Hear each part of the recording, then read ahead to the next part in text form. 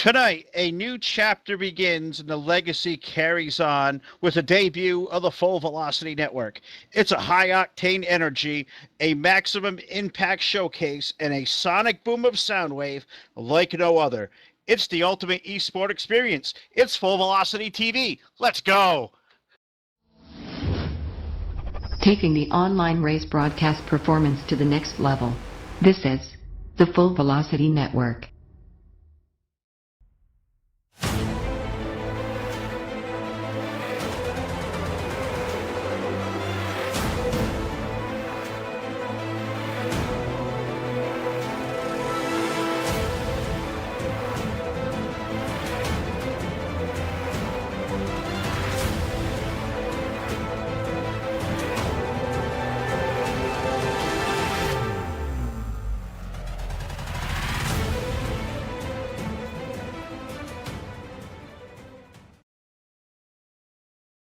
And good evening, everybody, and welcome to the debut episode of the Full Velocity Network here tonight, live at the Indianapolis Motor Speedway, the famous Brickyard, 2.5 miles around, here for the SRA 711 Super Truck Series.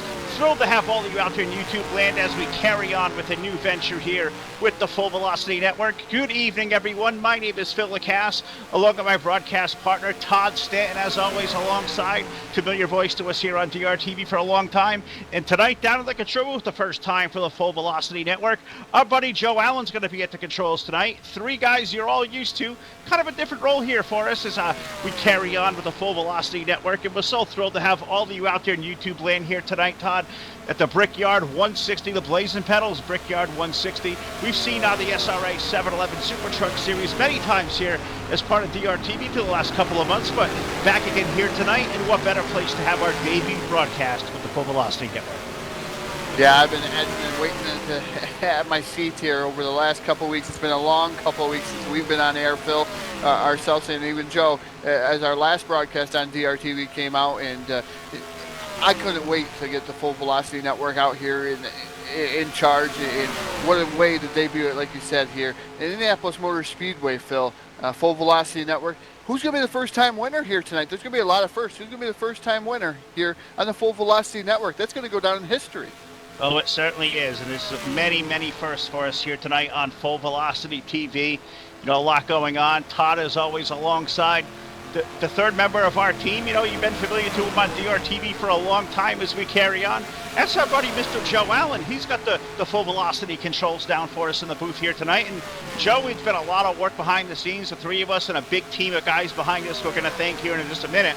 But a lot of stuff going on, and what a way to get here out here tonight to the SRA 711 Super Truck Series. Got your hands full down there. How you liking the new digs, bud?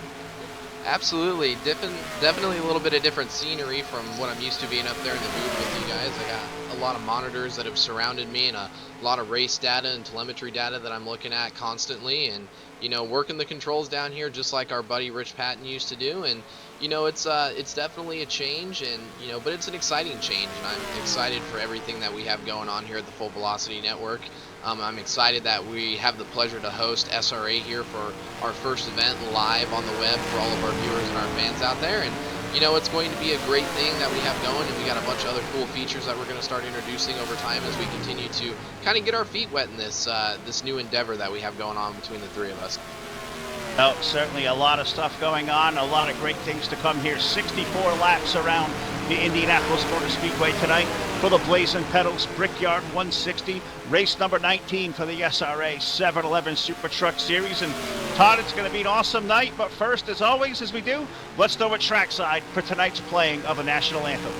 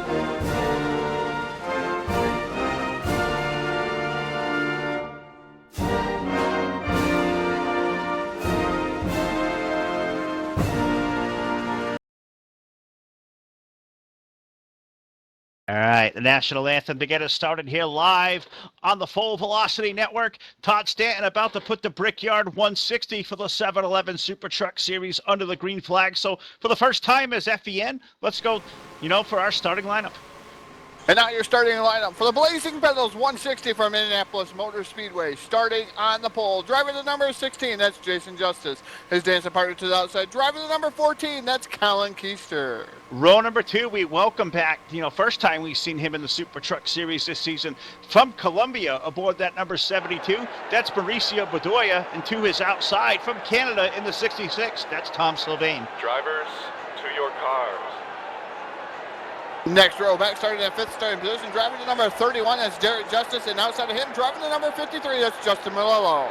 Heavy hitters here in row number 4. In the number 7, we find David Schildhouse, and to his outside, aboard the number 5, that's Mr. Excitement, David Day. Driving the number 166, starting at 9th starting position, that's Blake McCandless, and outside of him, driving the number 40, that's Brandon Lawson. Roll from the 11th position tonight, we find the truck number 15. That's our buddy Matt Watkins. And to his outside, in the number 30, that's Corey Carpenter. Welcome back, GT Irizarry in that number 4 machine, starting at 13th starting position, and Grant Wesley in the number 26, starting 14th. Blake Triwick will roll off 15th in the 19. Toby Robertson going to roll off in the number 64 machine from the 16th position. But let's go trackside for tonight's indication. I'm Staff Sergeant Proto with the soldiers of the 1st Cavalry Division. Gentlemen, start your engines! Starting in that 17th starting position, driving the number 2. All right, everybody, just like what we talked about in the transporter. Nice and easy, the long range, settle in. Good night. Rolling off from 19th tonight aboard the 121, that is Steve Looney. And to his outside, in the 041, that is Jerry Walters. The Bobby Ferrell in that number 1, starting that 21st starting position. 22nd on the grid is the 088, that's Greg Lavelle. Frank Gibbons is going to roll off 23rd tonight aboard the number 9, and to his outside, that's Dylan Body in the number 18. Starting at 25th starting position, driving the 078, that's Jeff Gruber, and outside him, driving the number 33, that's Martin Karch. 27th starter of the 57 is Maverick Morrow, and to his outside, in the 23, that is Corey Williams.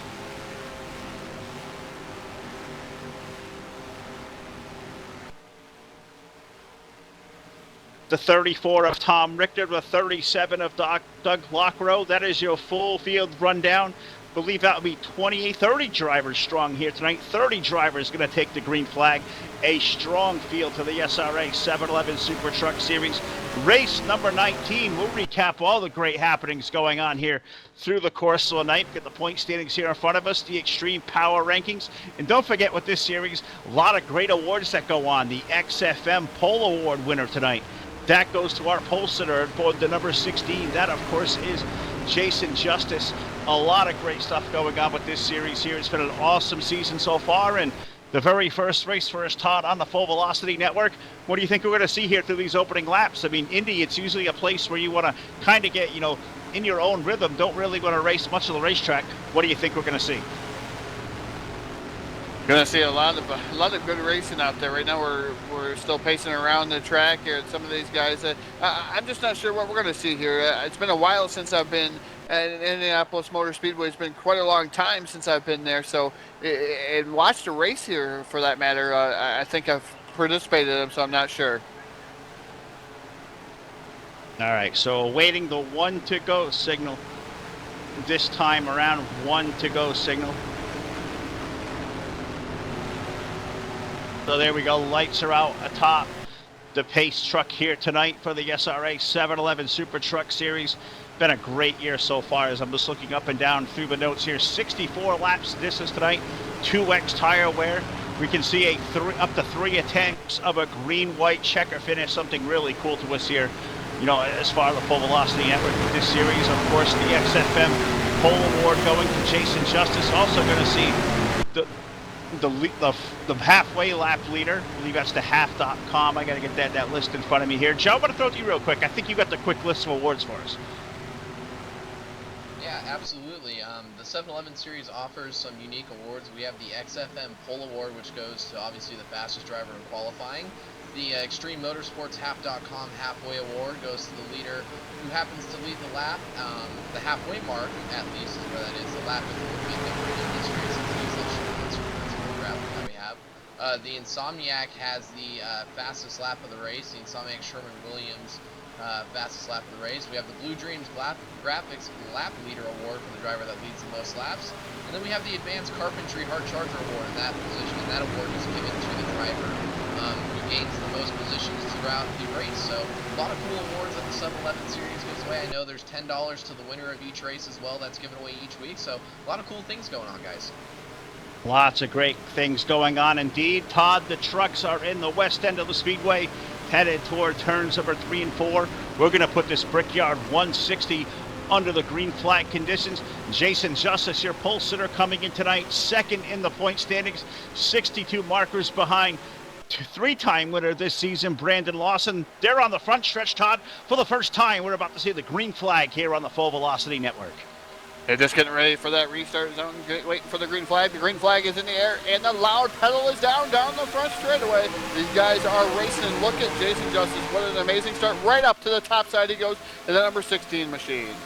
Yeah, right away to the top side, as you said. Colin Kiesel, the 14, almost orchestrated plan there. He'll fall in line on the second spot. Bedoya going to fall in the third. Best battle on the racetrack for that fourth spot. Derek Justice brings the 31 to the low side. That's going to drop Tom Sylvain to fifth. He's got a Miracle just behind him. It's a good battle. That's David Schildhouse there battling for sixth down the back straightaway.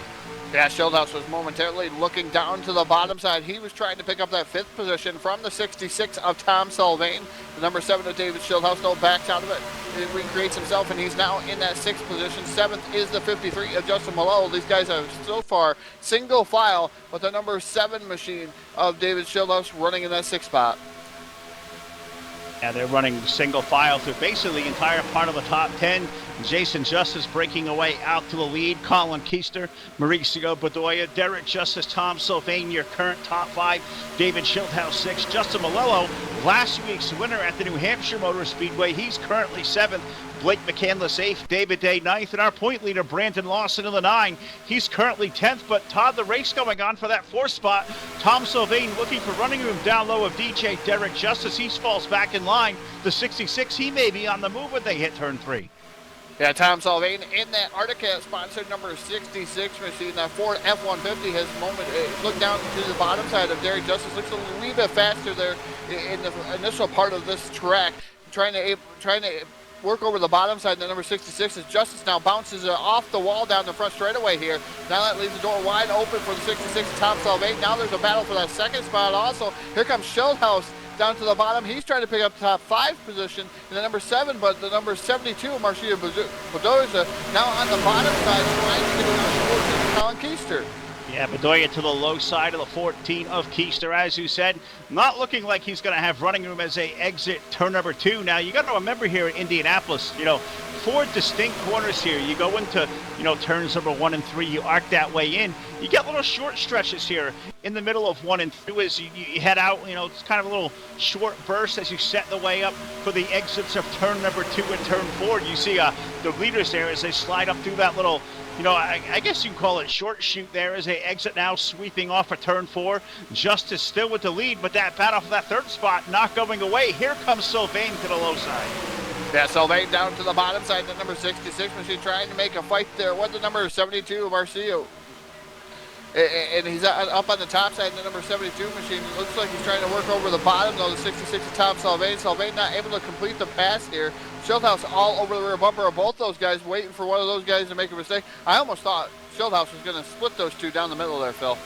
I thought that was a possibility as well, knowing David Schildhouse. He's an aggressive driver, but he's going to, the patience on the better part of Valor there. He'll fall back in line, but looking like, nothing giving out in that way for third.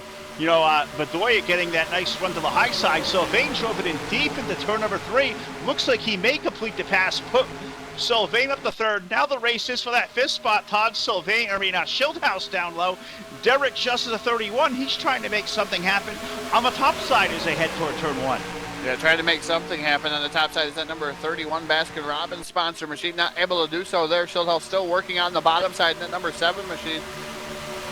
Bedoy's in that number 72. He did try to high-low switch there on Sylvain, but he did think better of it. But the number 7 is Schildhaus right now running in that 5th position. Derek Justice now backing out of it. He's coming under heavy fire from Mr. Excitement, the number 5 of David Day. Also Brandon Lawson right up there in the top 10 now. In that number 40 machine, he's had a lot of goody headache powders throughout this whole season in the number 40 machine. So now Brandon Lawson inside the top 10 in that number 40 machine. Justin Malello's dropped back just a little bit. He's faded in that number 53. He's running in 10th, and now it looks like the number 166 of Blake McCandless is starting to fade back through the field.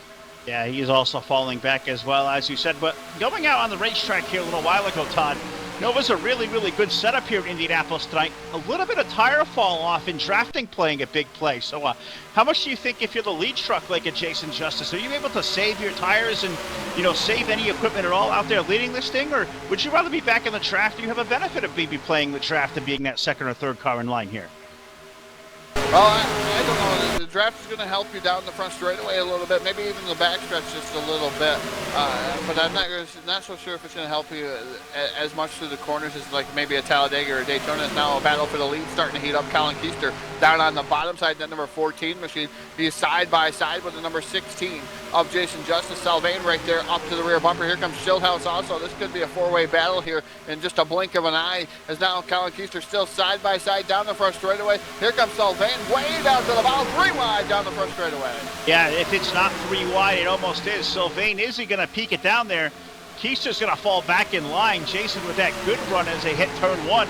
They're going to be side by side, 2 rows deep. Sylvain to the low side of Keister, can't make that work. Now it's side by side between the 31 of Justice, the 7 of Sylvain. They're going to fall back single file. So it just shows, Todd, is how tricky it is to run side by side as the tires fall off here through these corners of the Indianapolis Motor Speedway. Yeah, it's just going to show that as I'm watching these battles throughout the field, though. So, and the number 5 of David Day just split up Derek Justice. Justice had some kind of an issue there. People had to make some evasive maneuvers around the number 31 of Derek Justice. Justice now falling back through the field once again. But now there's a race for that second spot right now, or the third spot, excuse me, the 7 of David Schildhaus down to the bottom side. The 14 of Colin Keister's running in third. Oh, almost a little bit of contact with the 7 and the 14 there. Looks like he got a wee bit loose as the 7 of David Schildhaus able to keep that under wraps, not making contact with Colin Keister on the outside of him. Still a side-by-side battle for that third spot. Yeah, if they didn't touch, you could stick a credit card between them because there wasn't much room there at all, as both those trucks got a little bit out of shape down the front stretch last time around. Keister with the momentum of the high side, able to hold off the charge of that 7 truck. They're going to fall back in line. Meanwhile, up to the front, Tom Sylvain, about 2 truck lengths behind our race leader, Jason Justice, who has led every lap here. 8 laps of 64 up on the board as they now exit turn number 4. Things starting to sort out a little bit here, Todd. David Day has moved his way around the Bedoya machine, put the 5 up to the top 5. Bedoya back to 6. Derek Justice has fallen to 7. Brandon Lawson's worked his way up to 8 for the 40. Justin Malello is 9th. And a new name to the top 10, the 15 of Matt Watkins starting to pick forward. And a night like this on a flat racetrack, when you burn off these tires, Todd, I'm not surprised at all to see that 15 start to march his way forward. Yeah, Matt Watkins, one of those types of drivers that can just save his tires. And this is a heavily abrasive track. Now Watkins makes a huge contact to the outside wall. See what happens when we talk, Phil? It's a catastrophe for the number 15 of Matt Watkins. Watkins slams into the outside wall, and he is going to lose many, many positions. He also made a little bit of contact with the 166 of Blake McCandless. So he's got to keep it straight, though, but there's got to be some heavy door damage to the number 15 on that right side. Yeah, there's got to be, looking back up toward the front of the field, that battle for third just will not go away. Keister on the 14 running the high side. David Schildhaus keeps moving that blue machine to the low side of the racetrack, trying to find running room, anything he can do, throwing the kitchen sink at the Colin Keister machine. Can't find anything around him whatsoever. As one truck up near the wall going to fall a lap in the rears of the field. We'll have to update that, as it looks like there was carnage out there. That lap truck got up on the outside wall. I think it might have got spun in the wrong direction there, Todd. And now for the very first time, 10 laps in, caution flag is on the speedway. Yeah, it looked like the number 23 of Corey Williams. He was going down the lap. He was just trying to stay. He was just trying to stay out of the leaders, staying out of all that stuff. So that number 23 machine of Corey Williams up into the wall, trying to stay out of the way, trying to do the good thing that he was doing. And one of the drivers coming out of the corner, he just could not see the Corey Williams machine up against the wall. It looked like they made contact there, Phil, and that's what caused that spin out. So Corey Williams trying to do the good thing, staying out of the way, and one of the other drivers could not see him. Well, it's kind of tough at a flat, narrow racetrack like Indianapolis. I mean, when you're that lap truck, he was doing the right thing, staying up out of the groove, up against the wall. But these guys running side by sides at these speeds they run by Indianapolis, especially through these narrow corners. I mean, things happen quick there as, the truck starts to offset through the exit of 1 and the exit of 3. Those things really, really get light. You push your way up the racetrack a little bit with that nose, and you can run out of room. And I think that's what we're going to see here is for the very first time on the Full Velocity Network, we put our buddy Joe Allen to work down in the control booth, and Joe believed Johnny on the spot, ready with our first Full Velocity replay. Yes, sir, I am, guys. We're going to go ahead and focus on that number 23 machine of Corey Williams up here in the wall, as you guys can see. Just gets caught up there, it looks like, for the most part. And as you can see him come down, it looks like he's going to bounce off a little bit, make some contact as he's up there. It looks like that 64 machine of Toby Robertson makes some hard contact with him. A little bit of spin cycle. It looks like Jerry Walters involved in that wreck as well. Frank Divins in it, a couple guys in there. So definitely some carnage, a little bit of a spin cycle through the middle of the corner there. Pause this, give you guys a little bit of a rewind as you can see.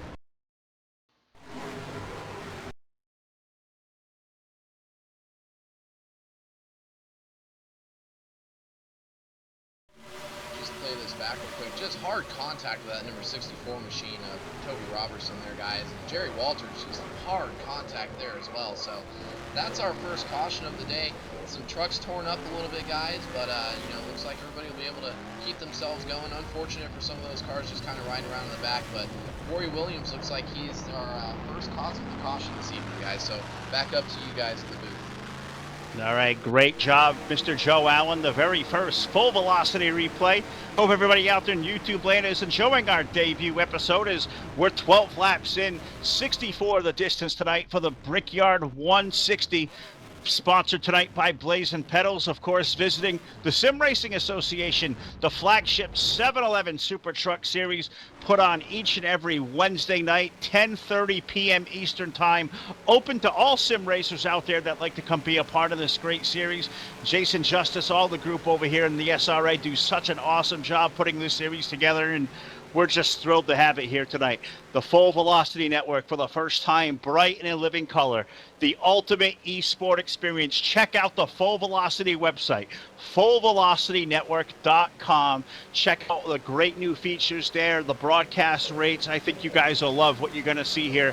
A lot of great stuff coming from the Full Velocity Network. A lot of dates already lined up. We're going to be really, really busy here over the next couple of months. And Todd, I can't wait to see where this rest of this night is going to take us, and so thankful for all the support. Our friends in YouTube, they've all joined us out here tonight. The names we've got accustomed to see over the years, and see a lot of new faces out there tonight. So everything on the up and up, and can't thank these guys enough and appreciate all the support they're giving us. Yeah, definitely can't thank them enough there, Phil. It's interesting. There's a lot of things, a lot of thank yous that need to go out that have helped us out. Full Velocity Network have helped us out. A lot of guys have stepped up to the plate. I know a few guys offhand, and if I miss anybody, I'd like to thank Fluid Sim Racing. That's Brian Wolf. He made our intro video. You gotta thank him. He put some hard work in there. Also, gotta thank David Day. He did a lot of our webmaster work and a lot of technical support behind the scenes. Got to thank Dave Stanley. Dave Stanley's been a key instrument. You can't forget him. NRT Game Servers. He's done a wonderful job of being supportive with us and helping us. Rich Patton. He's been behind the scenes. As much as you guys didn't think, he's still around. We're able to get a hold of him and actually have him help us with some of the technical support questions, all that stuff. That goes on there. Martin Karch for some of the designs. Rob Larkin for the Full Velocity Network logo, and I know Martin Karch has gave us some other logos. Of course, Joe Allen being able to run the controls this year for Full Velocity Network. Myself, I can run the controls. Phil, Phil for broadcasting. Can't forget you either, Phil. All the instruments. I know Jason Skraki. He's been an instrument in helping us plug along. I know there's some other guys out there that are watching. I think Bob Tompkins, Jamie Tedder, Phil. Some of these guys that are watching out there in YouTube land, I know there's another list of people that have been very supportive. I know on your end that you've actually had some contact with. Oh, I've had a contact with a lot of great leagues, a lot of representatives, a lot of guys checking in today. I don't want to mention them all by name, but got a lot of heads up. The guys at SMO and Jamie Tedder, those guys have been so supportive of us for a long time and going to continue to do so. Got a great message this afternoon from our friend Chris Rogers over at Excel, wishing us well. I mean, the list goes on and on. The support is overwhelming. All you guys out there, all through this community, sim races as a whole, we're bringing you the ultimate esport experience as we branch out on our own as the Full Velocity Network, looking to do things, this a lot of the same flavor, some familiar looks to us, some new things, some new designs, and we're going to try to put our new flavor on this and do our own spin and make this our own. Of course, we pay homage to our roots and our friend Rich Patton, who has done so much for us over the years and giving us a springboard. And as we get out here tonight, kind of feeling naked out here, the three of us, we've been in the booth for a long time. We all taking on a little more responsibility, some new roles. Joe and Todd going to be versatile as far as the control room goes, going back and forth week after week. So you may hear me and Joe up in the booth one night, or tonight we have me and Todd up here. So going to have a lot of flexibility here with the Full Velocity Network, and of course all our great leagues out there. We hope to continue on relationships, build on new relationships. I think our broadcast rates and the product is going to speak for itself. The soundtrack that everybody is so familiar with, and a lot of great work behind the scenes. These two guys alongside me, the entire crew, as Todd said, David Day, Brian Wolf, Martin Karch, Rob Larkin, J-Rock, Dave Stanley, Rich Pat, and all these guys allowing us to get on the air here tonight. A lot of work behind the scenes, and so thankful for all the support out there, and a great crowd on YouTube tonight. Thank you so much for the support. We put a lot of hours in getting this thing back, up on the airwaves over these last couple of weeks, and what better way to do so tonight here at the Sim Racing Association. Something near and dear to all three of our hearts, that we poured a lot of time into the SRA, and thrilled to be able to showcase the flagship series, the 7-Eleven Super Truck Series here tonight. 19th race of the season. 7 races remain, if you can believe it, before the SRA 7-Eleven Super Chase grid is set. The way they're going to crown the championship here. Kind of like the old NASCAR chase scenario, if you will, the last 10 races being what they call playoff races. We'll update that over the next couple of weeks. We're going to see this series a few more times before the Super Chase goes on, and we'll update some more of the point standings and all the parameters as they go. And of course, the half.com halfway bonus leader coming up at lap 32. So we'll recap that. But Todd, 14 laps in. Going to put 15 on the board here, 64 the distance, 160 miles around the Indianapolis Motor Speedway. Front row, David Schildhouse and Jason Justice about to turn this thing back under the green flag. Yeah, green flag is now in the air once again. David Schildhouse leads them down to get the green flag in the number 7 machine. 16 Jason Justice on the outside. Let's see how this is going to all unfold. Down into turn number 1, David Day running in that 3rd spot. 4th is Bedoya in the number 72 machine. 5th is Tom Salvain. A lot of shakeup down on pit road, as some people did take some different tire strategies. And we're able to get on and off pit road a little bit easier. Schildhouse right now has a commanding lead, and we got somebody around on the back straightaway. Lots of cars and trucks involved. Yeah, carnage as they break off of turn number 2. That's going to put caution flag back on the speedway. These guys do not race back. The field is going to be frozen from a time of yellow, so you'll see these guys, pull the reins back on those accelerators, and they'll get those things slowed back down. They'll freeze the field, and they'll get back to the start-finish line and take the official caution. But not sure if you're going to look what happened there, Todd. Just one of those classic examples of a double-file restart at a narrow place like in Indianapolis, and trucks just looking like they're stacking up one on top of another as they exit turn 2. Yeah, I didn't really get an extremely good look there. I just seen the contact as I was watching the leaders from the spectator view, just trying to work with my cameras that I have in different angles that I get to look at now, and seeing some of the different views. Like I said, Phil, I didn't get to see. I've seen contact. I've seen a lot of side-by-side back there. So we'll wait for Joe to see what's going to happen with that.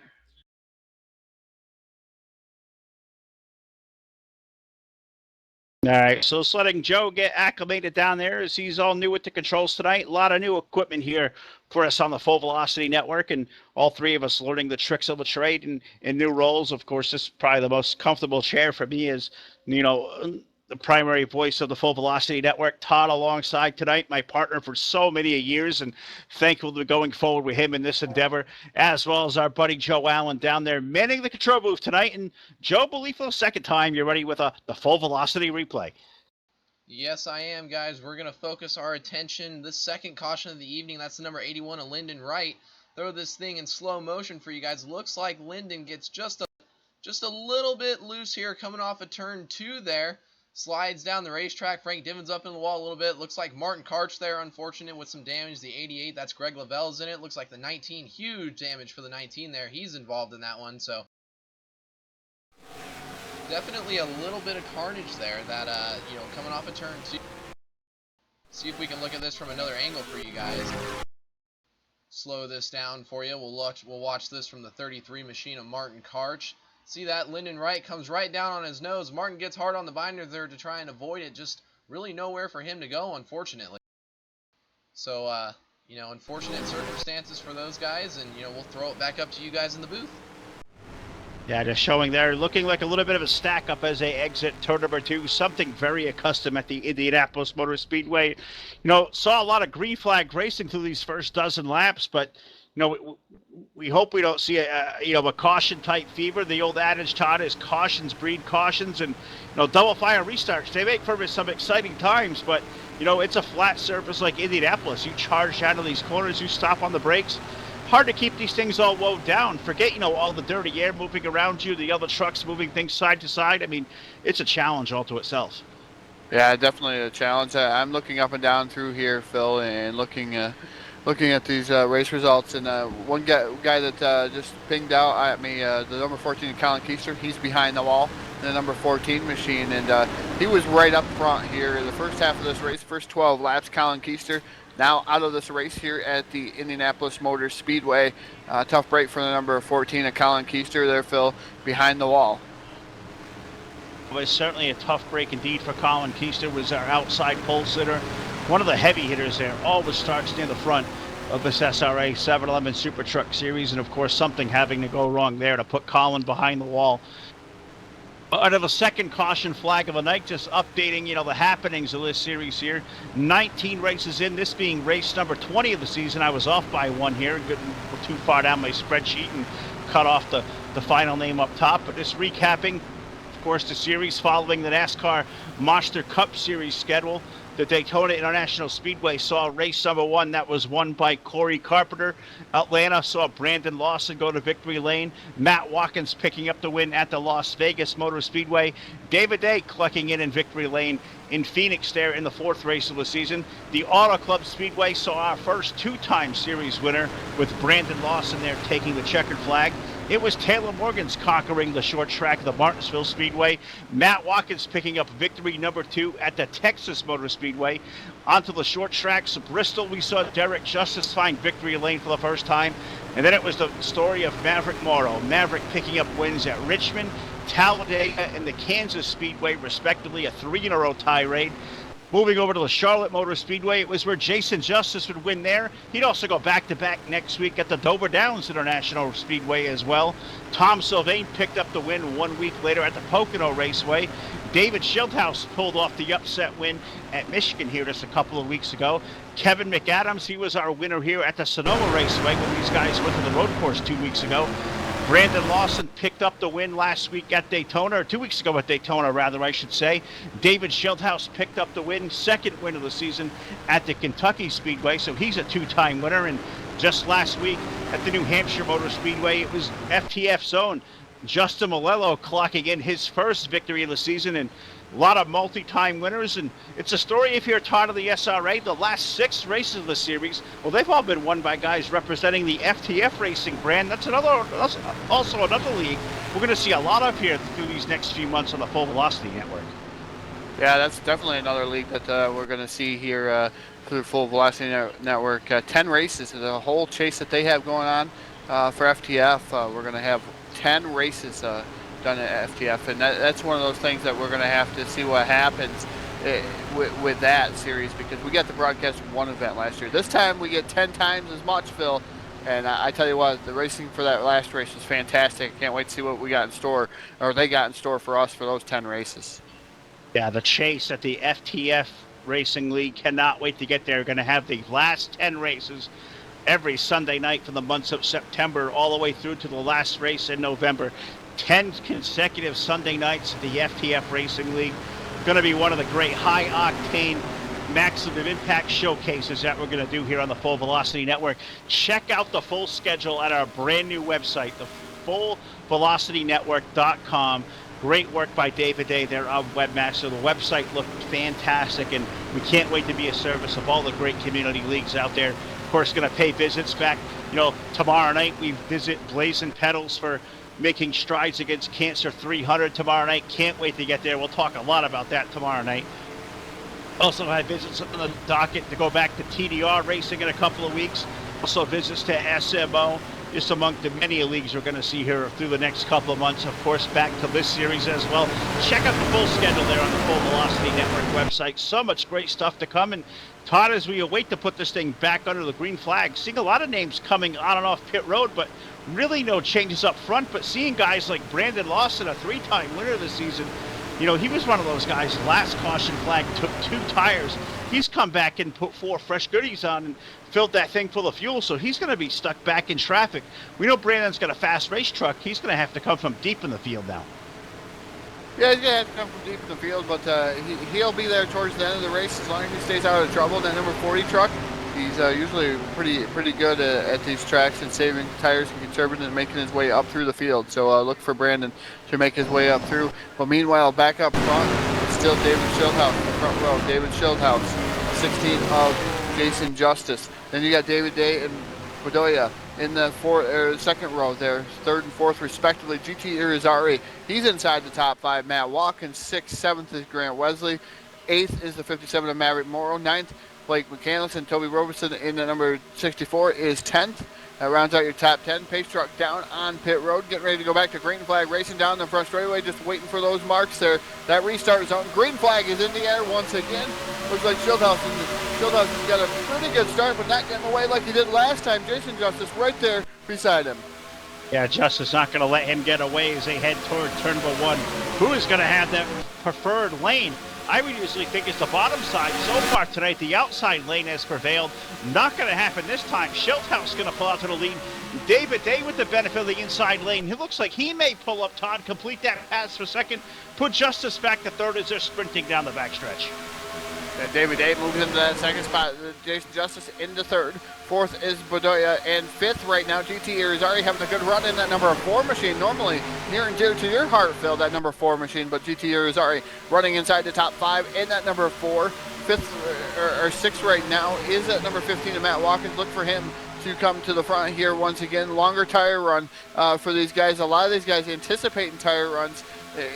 And hopefully we'll see some drop off of some of these guys, and then you're going to see the guys that can conserve the tires here at the Indianapolis Motor Speedway. Yeah, I absolutely think so. The likes of guys like Blake McCandless, we know, who are notorious for saving tires. Blake has found his way to the 7th position. How about the 26 of Grant Wesley, a guy we have not seen a lot through the last couple of months.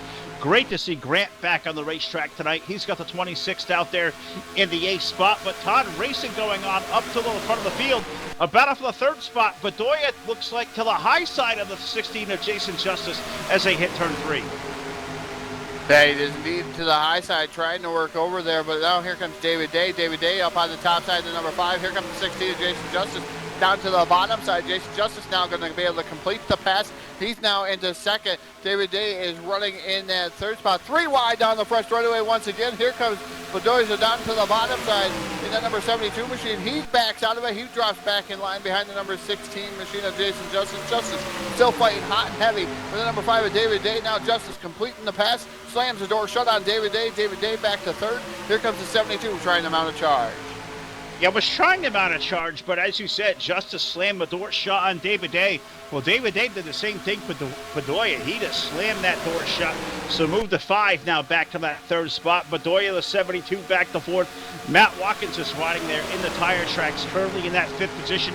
Nobody right now wanting to break their way out of line. Still a lot of racing left to go. 22 laps of 64 up on the board, so that's a long way here at the Indianapolis Motor Speedway. The field off of turn number 4, not seeing a lot in the way of comers and goers as they hit, the start-finish line as we let timing and scoring go and let the pictures tell the story. Now, caution flag on the speedway. Caution flag for the 3rd time tonight here, Todd. Not sure if you got to look what happened there, if there was contact out on the racetrack, an engine going on. Did you see something out there to give our buddy Joe a point of reference what happened? Well, I'm kind of looking through here, and it looks like something was made along the contact of maybe the 40 and the number 9 of Frank Divens, and then wreck ensued after that. Yep, indeed it was the 40 and the 9 of Frank Divens making contact and collecting a few other drivers, and there was a parking lot here on the front straightaway of trucks, and that's not what we want to see here. But it's an unfortunate incident. So we'll wait for Joe to get the call and get you guys all the looks down there in YouTube land. But Phil, unfortunate circumstances for some of these guys involved in that wreck. Yeah, it certainly is. And among those guys inside the top 5, qualified in the top 5, was up racing for the lead here in the early laps. The 66 of Tom Sylvain going to go back behind the wall. Didn't see if he was involved in this caution or not, but let's let Joe Allen tell that story as we go down for the full velocity replay. All right, guys. We're going to focus right here on the 40 of Brandon Lawson, the 9 of Frank Divens. Looks like this was the cause of our caution, pending some secondary incidents. We'll play this thing through in slow motion so you guys can see what happened here. Looks like Frank's coming down through the middle of 3 and 4 here. Comes down the hill. Brandon Lawson comes up just a little bit. Contact between those two guys sends the 9 up the hill. He's going to come down. Greg Lavelle gets involved in it. Our buddy Martin Karch is in it. Unfortunate break for that 33 and that 088. Corey Carpenter, huge contact with the 9 truck. That's gonna certainly hurt his day. Frank Divens, a lot of damage on the right side of that truck, guys. So we'll kick this thing back, play that in fast motion. Wow, yeah, that was hard contact there, guys. So we'll slow this down real quick. A lot of contact there for Corey Carpenter. Unfortunate circumstances. Unfortunate for Greg Lovell. He's been in a lot of accidents this evening, unfortunately. Martin Karch involved in 2 accidents now, it looks like. Frank Divens, just unfortunate. Looks like a little bit of one car coming up, one car coming down. Sent the 9 up into the wall, guys, and carnage ensued from there. But I will send it back up to you guys in the booth. All right, great job, Joe, with the full velocity replay, the 3rd one of the night, and doing a great job as always, just getting back and taking a look there, Todd. And as Joe said, just one of those gainers of one going up, one coming down, and not a lot of running room there. The turns, the straightaways in Indianapolis, something breaks there, of course, off of turn 4, usually Calamity Corner in Indy. Almost a parking lot type effect there. Multiple trucks around, many tore up, and almost a couple that are scaring those water barrels at the end of pit road. Yeah, it's one of those things. Man, it's just a lot of trucks tore up. We're starting to see a lot of these guys, Phil. They came down pit road, got some tires. Some of these guys did stay out. I'm wondering if they want that halfway bonus here and lap 32. There's only 8 laps before we get to that halfway point there, lap 32. So some of these guys did stay out on the field. Maybe they're going to wait a little longer. You got Jeff Gruber up front in that 078 machine. Nice to see Jeff Gruber up front, running up front. Maybe he's going to pick to stay out or elect to stay out. Maybe get that halfway bonus. Maybe he does. I don't know. Knowing Jeff, I think the way we do, I think he maybe will come to pit road. I think he's a guy who wants to have the fresher tires. Maybe too early for him to be racing, but who knows? Maybe he wants that half.com halfway lap leader bonus. I mean, who wouldn't want it? It's a great award, and a lot of great awards. Got to thank Frank Divens and all the work from Extreme Motorsports. They did a lot to promote this series and sponsor all these halfway.com awards and a lot of the great awards we have here. So hats off to him. Also, he does the Extreme Power Rankings every week for the SRA 711 Super Truck Series. Not sure if Joe has that on cue. We can throw up on the screen. Maybe talk a little bit there, Joe, about these Power Rankings provided to us by Frank Divens for this series.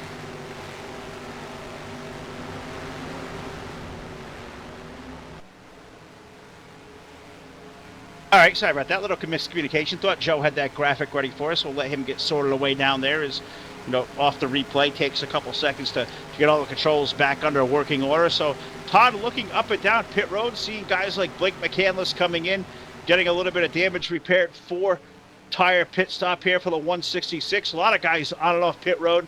What are you seeing on that end? Didn't see a lot of work down here. Saw a couple of guys maybe elect to stay out. Did see some of our race leaders, Schildhouse, Justice, and Day.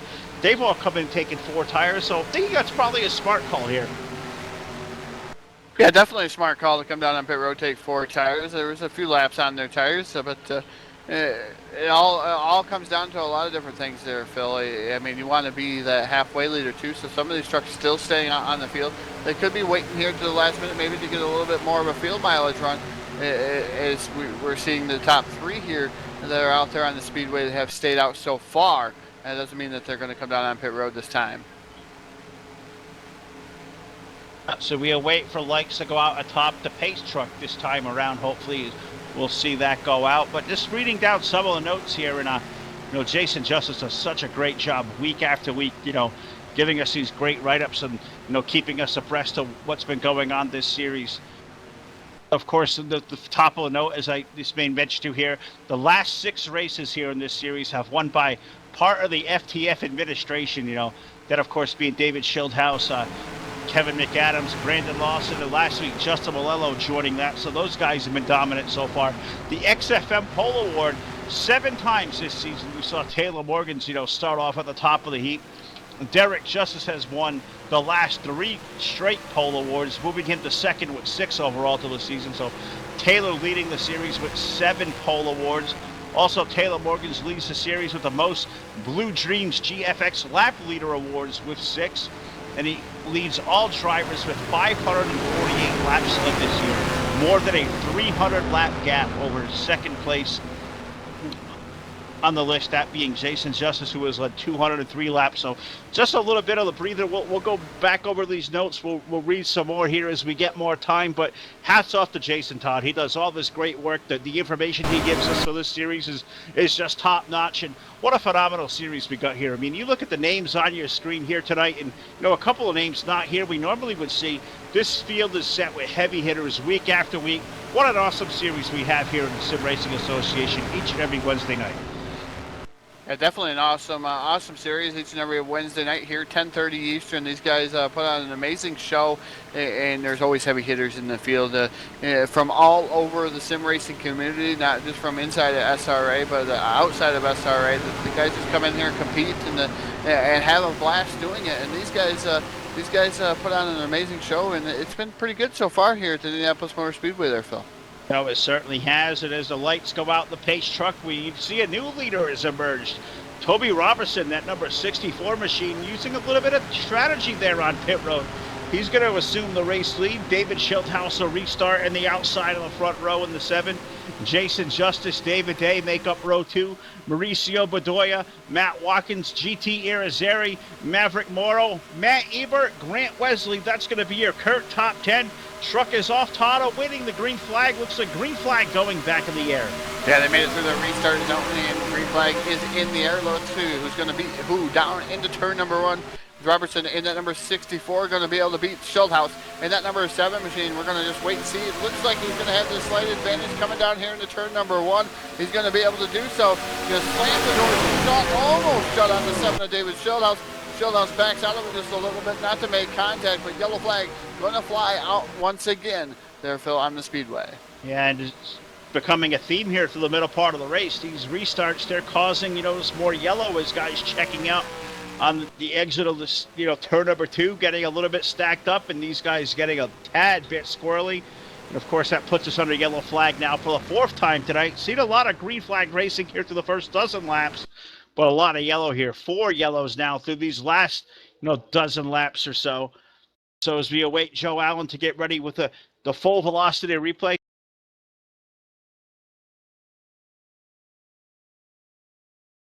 Todd, what did you see as we wait for the word from Joe?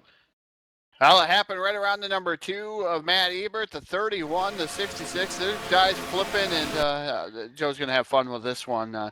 There's a lot of tore-up trucks in that one. That's the definition of a big one here at the Indianapolis Motor Speedway. A lot of trucks involved, heavily damaged trucks after that one. Well, we'll let Joe get all sorted out with the replay. One thing, that we're missing here tonight, of course, our first episode of Full Velocity TV on the Full Velocity Network, of course. Missing our buddy Rich Patton, of course, always going to be in our thoughts here. Missing those Richisms here tonight. Not sure if we're going to get any new ones out here tonight. Maybe come up with a new term or slogan. But, Joe, I'm going to throw it down to you for the replay. Let's see if you have something pulled up your sleeve here. Maybe a new catchphrase or something here for our buddies out there in the chat box. Well, I'm not Rich Patton by any stretch of the imagination, but I will say our flip count officially, our very first flip count on the Full Velocity Network live here on Full Velocity TV is at least at 2. So we're going to take a look. We're going to focus our attention on that number 2 of Matt Ebert. Looks like he gets a little bit loose going down into turn 1 here, and carnage just ensues from there. So we're going to let this thing play in slow motion here so we can take a look at what we got going on. So Matt Ebert comes down through the corner there, guys. Gets a little bit loose. Jerry Walters, nowhere to go in that 41 machine. Big contact. They slide up into the wall. Looks like Blake McCandless is rolling his number 66 over. Derek Justice in that number 31, he's rolling his truck over.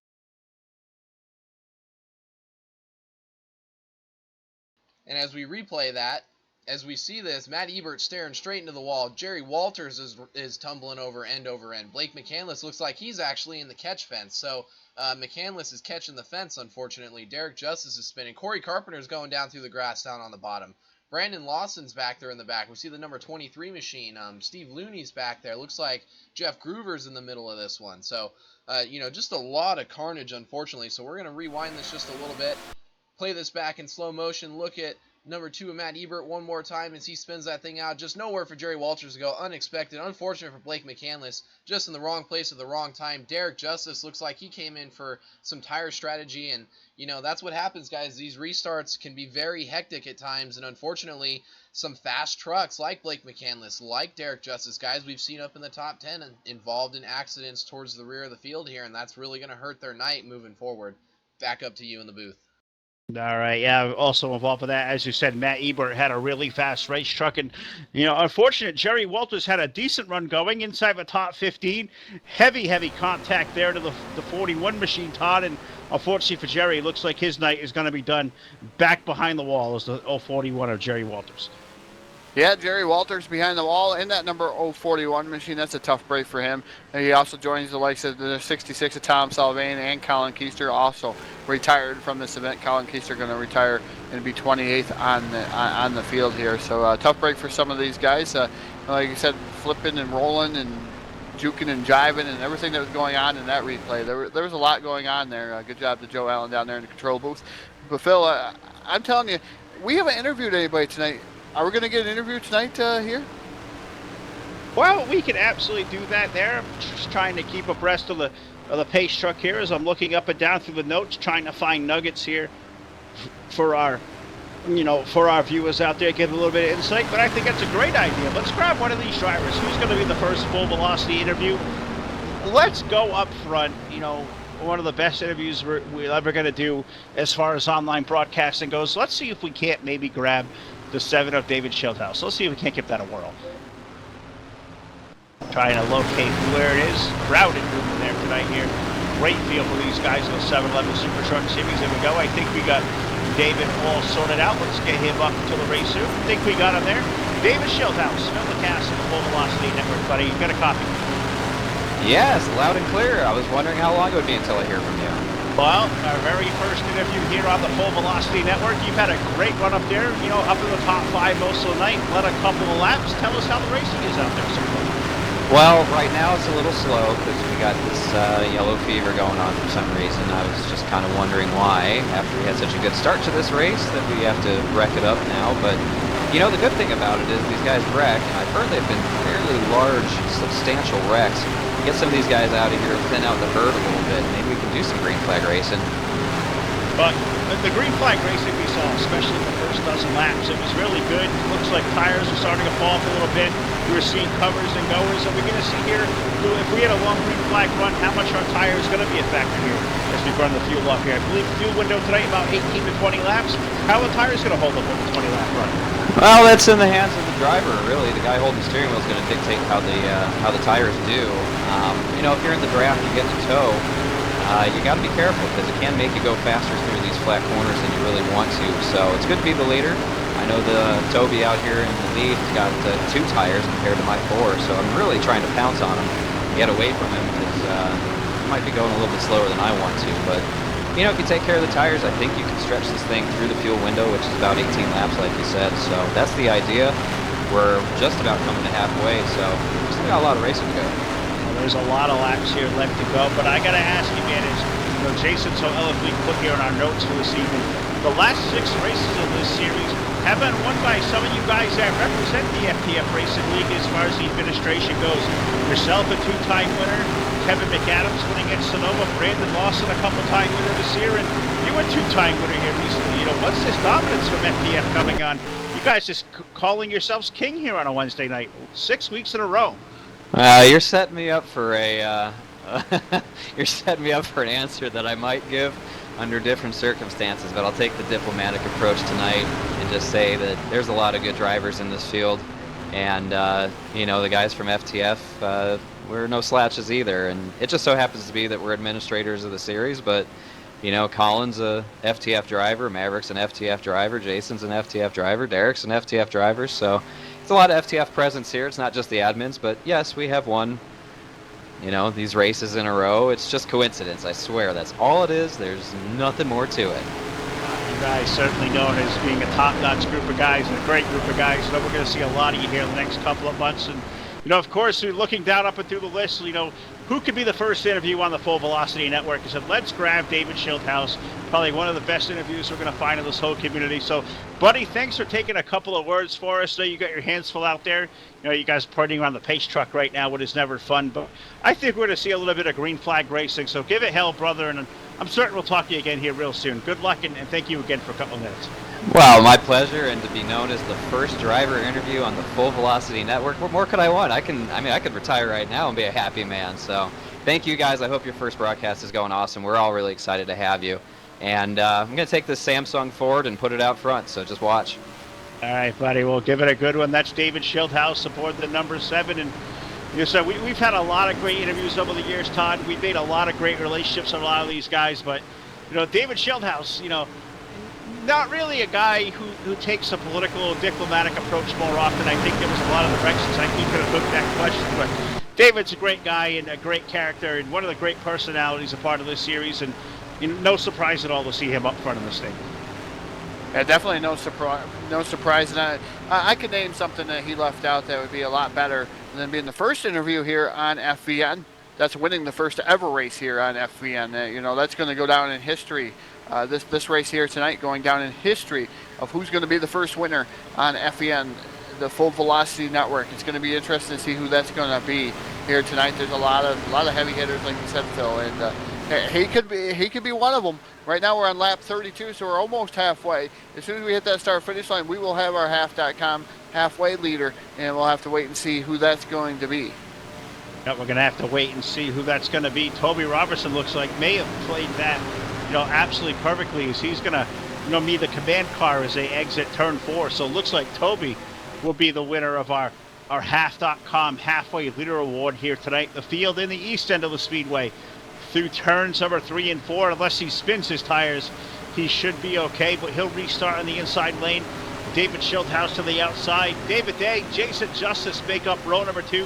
Matt Watkins, GT Irizarry, Maverick Morrow, Grant Wesley, Bobby Farrell, Martin Karch. That is your current top 10. The truck, I should say, so used to saying van over the years, the pace truck making its way onto pit road, awaiting green flag as they roll up to the restart zone. Todd, green flag's in the air. Green flag is in the air, and it looks like the number 64 spun his tires. The 7 of David Schildhaus is going to beat him back to the line. Phil, you jinxed him. The 7 of Dave Schildhaus leads halfway.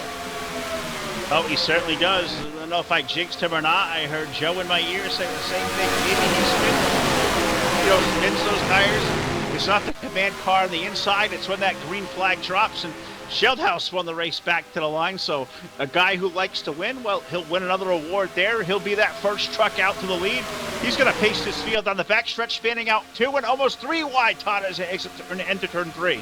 Yeah, Jason Justice way down on the bottom side there, trying to get around the number 5. And 5 with David Day and Justice are both around there. And heavy contact, I believe, to the outside wall as they went out of my screen.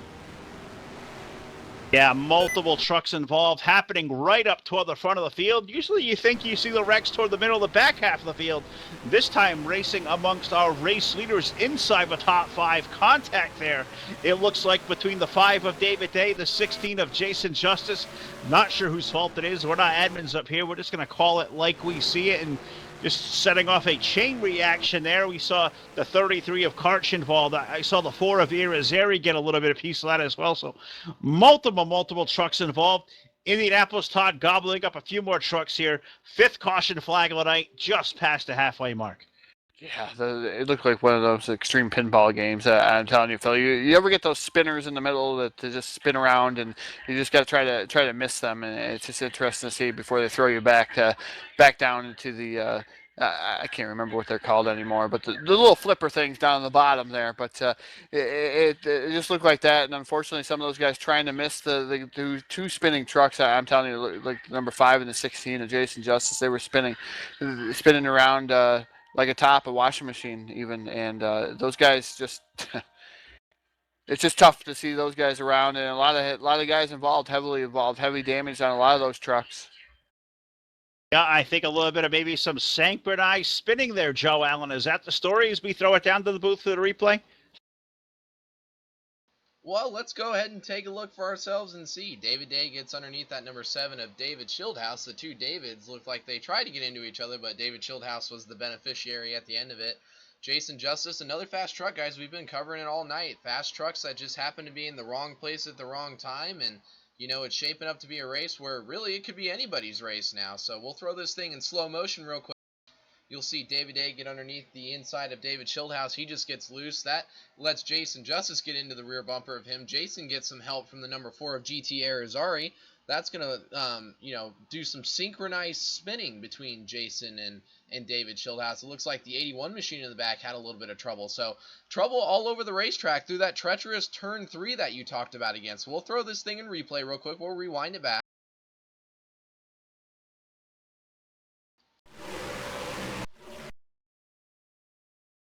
Alright, so we'll rewind it back, and we'll go back, and we'll look at the number 4 machine of GT Irizarry this time. And we'll throw this thing in replay real quick, slow motion for all of our viewers to watch. And, you know, David Day, like we said, gets loose, and GT just kind of all over the bumper of the 16, really nowhere for him to go, and that just catapults the 16 of Jason Justice right into the rear bumper of the number 5 machine, and those two go spinning. Martin Karch gets into the 4 machine, a little bit of aftermath there. That spins those two guys around. More synchronized spinning.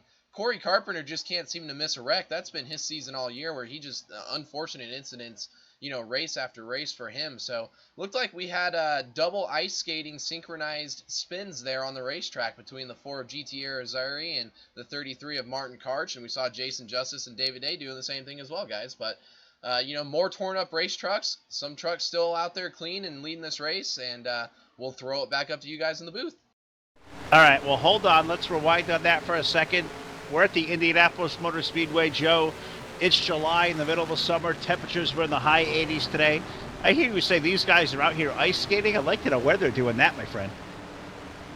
It happens anywhere. This is a slick racetrack. I mean, we see cars getting loose, so you can assume that they're ice skating. I mean, we call it black ice.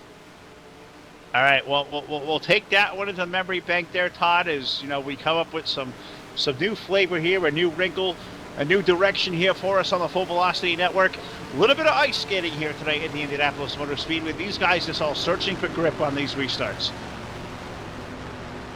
Yeah, definitely searching for grip on the restarts. As soon as those tires get warm, though, it seems like the setup starts coming to them, Phil, and it's what these drivers want, a longer green flag run. Like Schildhouse or maybe even the 64 wants to see a longer green flag run of Robinson. The 15 of Matt Watkins. The 57, look at Maverick Morrow.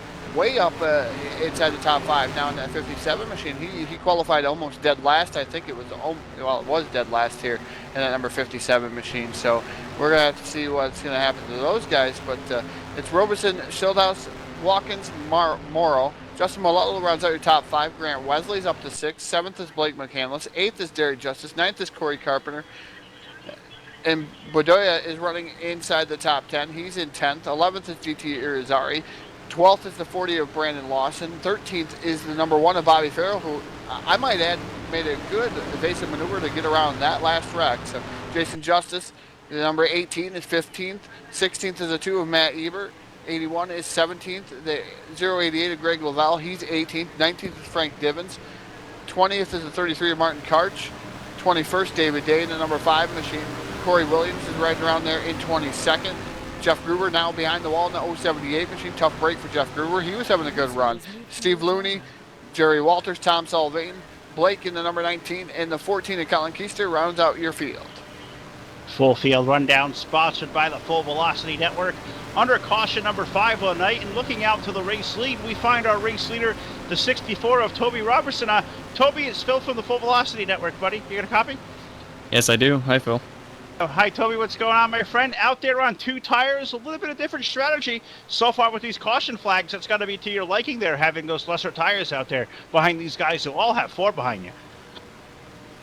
Yep, definitely. We're just playing the strategy that we need to at this point. The car's not at 100%, as you saw earlier in the race, so we're just trying to play any strategy that the other teams are not. Well, you're on the 2-tire strategy for certain, but are you able to make it on one more stop as far as fuel goes and taking overtime to effect? You may have 3 attempts at a green-white checker.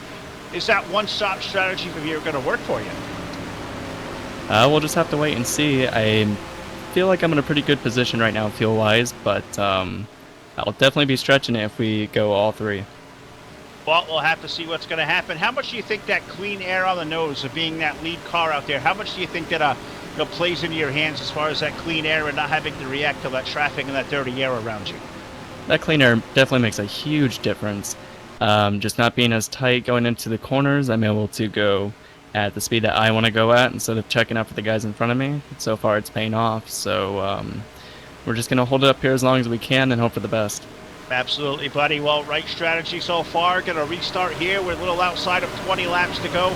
So Toby will let you get back to it. Thanks for a couple of words, and good luck to us all night. You got a challenge ahead of you. You got some fast trucks behind you. Good luck, my friend. All right, thank you. All right, Toby Robertson there, the 64. Going to restart with the race lead. 2-tire strategy from 64. Todd, we'll have to see how that pays off. Yeah, right now it's paying off pretty well for that number 64 machine. Like you said, we'll have to wait and see how long he's going to be able to hold off the hard charging 7 of David Sheldhouse, or the 15 of Matt Watkins, 57 of Maverick Morrow, Justin Malello, Grant Wesley. Those guys are no slouches today, and they all got 4 fresh Goodyear Eagles on their machines. So just have to wait and see what's going to happen. Is he going to be able to hold those guys off? As the pace truck making that hard left-hand turn, getting ready to go back to the racing here at the Indianapolis Motor Speedway for the Blazin Pedals 160, waiting for that restart zone. Those are those red lines indicated on the wall if you can see them. There's red lines for the restart zone. Green flag is in the air once again. Tony Robertson in that number 64, getting a little bit of a lackluster start once again, and Sheldhouse beats him to the line again in the number 7 machine. Yeah, the 7 definitely on the punch there tonight on the outside lane as they hit turn number 1. Who's going to be the one who wins that race out of the exit of 1? Give it to the 64. The 7 will fall back in line. Best race on the racetrack looks to be for that 4th position. Justin Malello, the 53, to the inside of the 57. That's Maverick Morrow. That's a side-by-side drag race for 4th down the backstretch. Robertson was it your leader. Now look who it is. The number 7 of Dave Sheldhouse dives down to the bottom side. Sheldhouse puts Sheldhouse to the lead in that number 7 machine. That's David Sheldhouse. Toby Robertson in the 64 drifts back. Here comes Matt Watkins in the 15 machine. Forget the right side damage in that number 15 machine. He's now up to 2nd after contact. And here comes Justin Malello down to the bottom side. Look at the run of the 53 of Justin Malello.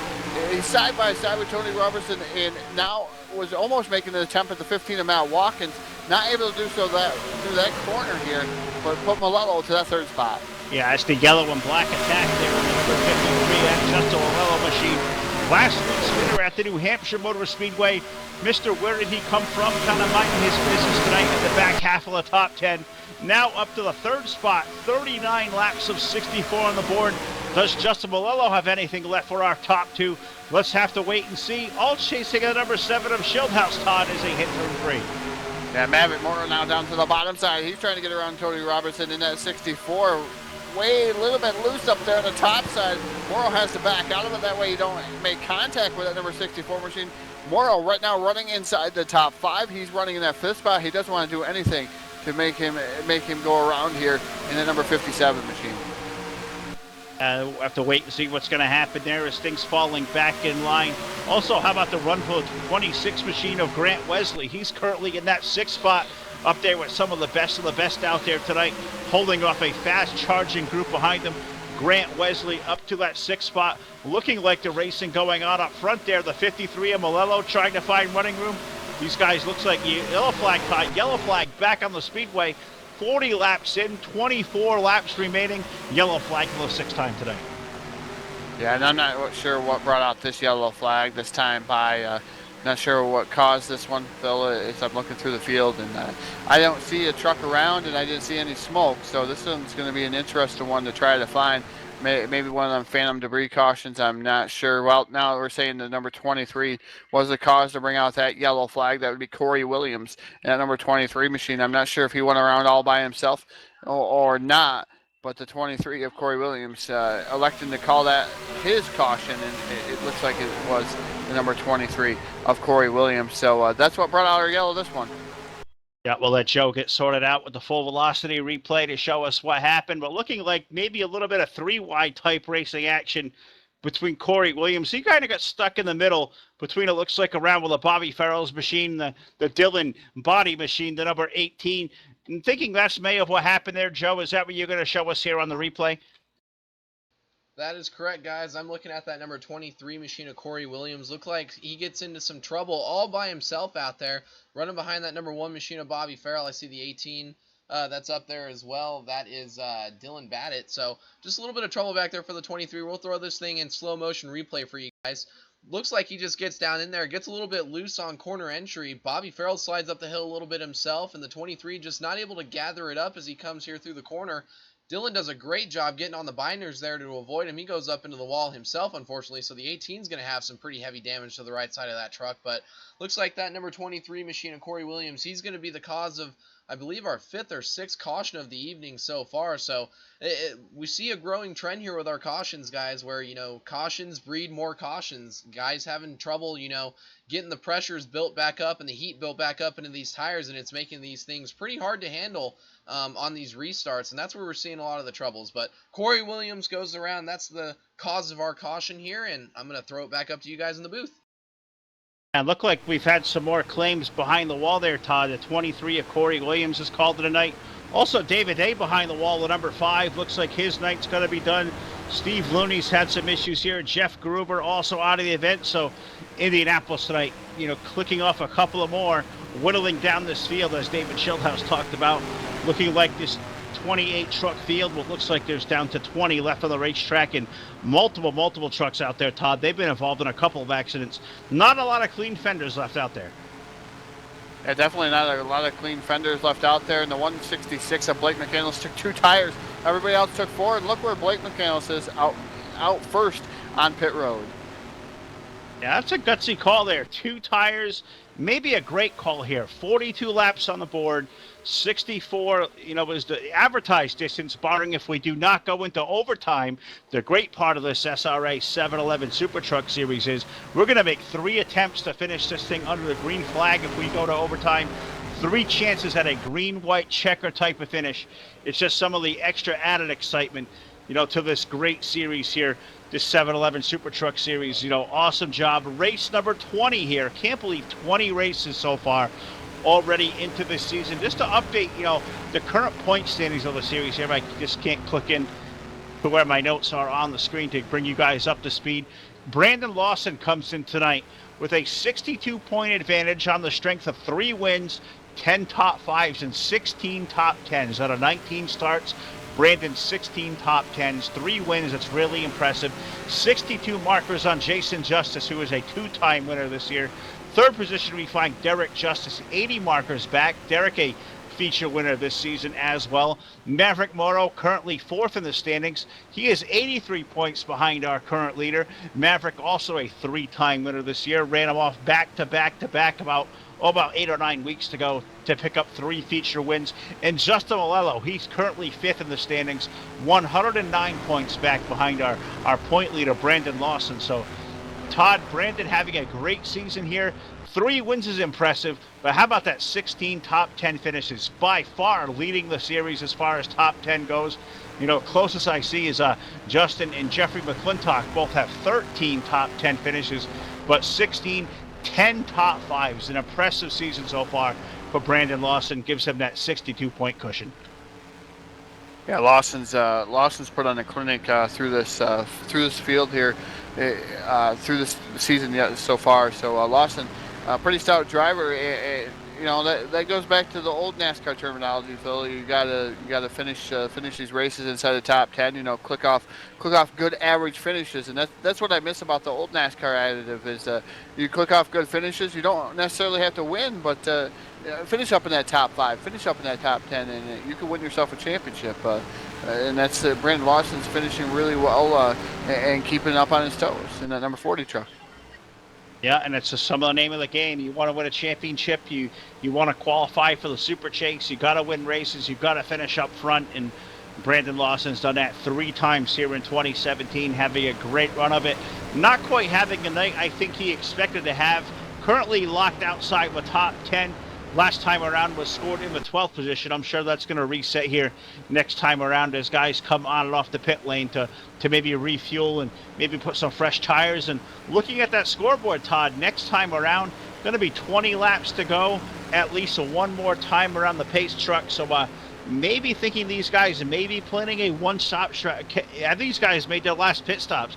If they stay in regulation, can these guys make it all the way from here? I think most of them can. I think a lot of them are banking on one more yellow flag. Is Greg Lavello coming down pit road? He's going to relinquish the lead. He was out there leading a few laps in that 088 machine. So nice to see Greg Lavello out there in that 088 racing around and enjoying himself here at the Indianapolis Motor Speedway. But these guys out front, Phil, they should be able to make it. Maybe if they bank on one more yellow, they can make a green-white checkered. I'm not sure if we go the extra distance, if we have an extra distance portion of this event. I'm not so sure if they're going to make it. I think they would run out of fuel. Yeah, I'll ask Joe that same question while he's down there listening. Joe, a guy who knows Indy real well, is a guy who's really good at saving fuel. What do you think? Have we seen these guys on pit road for the last time? If we stay in regulation, what do you think? I think if we stay in regulation, it's going to be real close for some of the guys that pitted the first time around. Guys like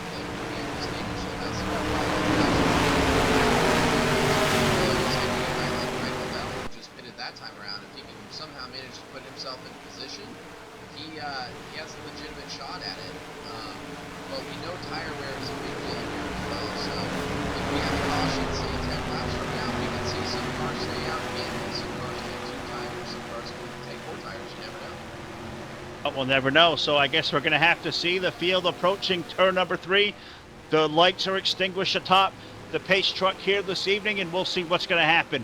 Blake McCandless looking like he's going to elect the outside lane. Have not seen that much here tonight. Usually these guys restarting on the inside lane, but the 66 going to elect the outside row. We'll see what's going to happen. David Schildhouse going to flank alongside Justin Malello. Matt Watkins, row 2. Row number 3, Toby Robertson, Maverick Morrow, Derek Justice, Grant Wesley, Corey Carpenter, Mauricio Bedoya, Todd. Those are going to be your top 10. The field exiting off of turn number 4, about to put this thing back under green flag conditions. Just now 20 laps remaining. Getting ready to put that loud pedal down once again. It's Blake McCandless, your current race leader. He's elected to restart on the top side of the speedway. They're inside that restart zone. Green flag is in the air. Who's going to beat him to the line here this time? It looks like Schildhouse this time on the inside. And the number 7 machine is David Schildhouse. Restarts with the race lead and going to have the advantage down here into turn number 1. Here comes Justin Malello side by side with Blake McCandless for that second spot. Getting inside comes that 53 of Malello. He'll make the pass on the 166 of McCandless. Blake on those 2 tires, going to fall back there single file. The race is for the 4th spot. Matt Watkins to the outside lane. Toby Robertson, the 64. He has to relinquish that position. He'll fall back in line. They're going to be single file, all chasing David Schildhouse toward turn 3. Yeah, definitely chasing David Schildhouse. He's out there. Now over the 53 of Justin Malello, Blake McCandless running in that 3rd spot. 4th is the 15 of Matt Watkins. 5th is Maverick Morrow. 6th is Tony Robertson in that number 64 machine. Look at David Schildhouse all the way down to the bottom trying to break that draft. trying to get out there now. It looks like yellow flag is going to fly once again there on the speedway at the Indianapolis Motor Speedway. Yeah, yellow flag falling once again, as you said. Looking like this time something may be happening off of turn number 4. Saw somebody real loose, couple of trucks getting involved. I saw the 9 of Frank Divins going around. Also looks like we saw the 33 of Martin Karch pointed in the wrong direction, or definitely got a little bit loose there. We don't want to give the entire replay away on Joe, but stuff happening there. Looking like maybe 3 wide scenario as they entered into turn 3. Not sure what happened there, but guys definitely breaking loose, and not sure if there was some over-aggressive. Not looking like I might have missed something there as somebody else was in the inside wall. So things happening all over Indianapolis there, Todd. Yeah, definitely things happening all over Indianapolis Motor Speedway. Tough break for a lot of these guys. We are on lap 46 of 64 here, the advertised distance here for the 7-Eleven Super Truck Series. You're going to have to see what's going to happen. Yeah, it looks like we had a couple different things Joe can show us there. Of course, the incident that brought the yellow flag out with the contact between the 9, the 33, the 81 stuff going on, but looking like also a secondary wreck almost happening off of turn number 4. The 18 of Dylan Body got really loose. Looks like he may have clipped the apron through the grass area, through the chute between turns number 3 and 4, and got that thing real loose and hard on the inside wall. So we'll have to see what the damage to that machine is. But Joe, I believe we got a lot to show, so take it away here with the full velocity replay. All right, guys, we're going to go ahead and focus on this 3-wide battle between the 33 of Martin Karch, the 9 of Frank Divins, the 088 of Greg Lovell. It looks like we'll throw this thing in slow motion replay for everybody to watch. 33 dives down there on the bottom. Everybody looks like they're flying through the entrance. Martin gets down there, gets a little bit loose, slides up, pulls a little bit of a miniature slide job on Frank. That gets Frank just a little bit nervous himself, gets him loose, spins Frank. As you can see, that collects the 81 machine involved in that wreck as well, and that's where it looks like the preliminary cause of the caution is. So if we back this up a little bit for you guys, we'll do that real quick. So we'll back this up. Oh, we're a little too far. We'll take this back live, but anyways, and then we saw the 18 of Dylan Batt. It looks like he got around on his own just a little bit there as well. He got into the wall there off of turn 4 and went down and smacked the inside wall as well. So a little bit of trouble for some of those guys back there. Just hard 3-wide race, and that's what we saw there, guys. So back to you guys up in the booth. Yeah, and definitely not a place you want to see 3-wide racing here in Indy there, Todd. A flat racetrack and not a lot of banking as you hit the entrance to turns number 1 and 3. And looking like this running out of real estate there in the 33 of Martin. We know he's an aggressive guy looking to make that maneuver 3 wide down low. Didn't pay off that time around. Multiple trucks involved. Yeah, tough break for those guys involved in that racing incident, and hopefully we can go clean and green the rest of the way there, Phil. As I know a lot of these guys got to be getting antsy in those trucks, got to be getting ready to call it a night here and cash in on victory lane, or even call a good finish here at the Indianapolis Motor Speedway. But we ride around under caution. We'll see if we can't talk to another one of these drivers up there. You know, give them a little bit of TV time. Let's see who we can't grab here. Let's see if we can't grab the 16 of Jason Justice. I know he's got his hands full. Let's see if he's got a couple of seconds. Maybe get a quick over. Let's see if we can't get him all screened away. Let's see if we can't grab that. I think we got him all figured out. Get him to the race channel. Were you involved in that? Didn't ask. I should have. Oh, sorry. Jason Justice pulled you into a TV booth. Phil Lacassam, full velocity, buddy. How you doing? Doing okay. Wish we could get a little green flag run down there and end this race on a high note. Yeah, I didn't mean to pull you out of the admin duties. Just wanted to get your thoughts here so far. You mired back to the latter part of the top 10. With all these yellows, buddy, how can you pick your way forward?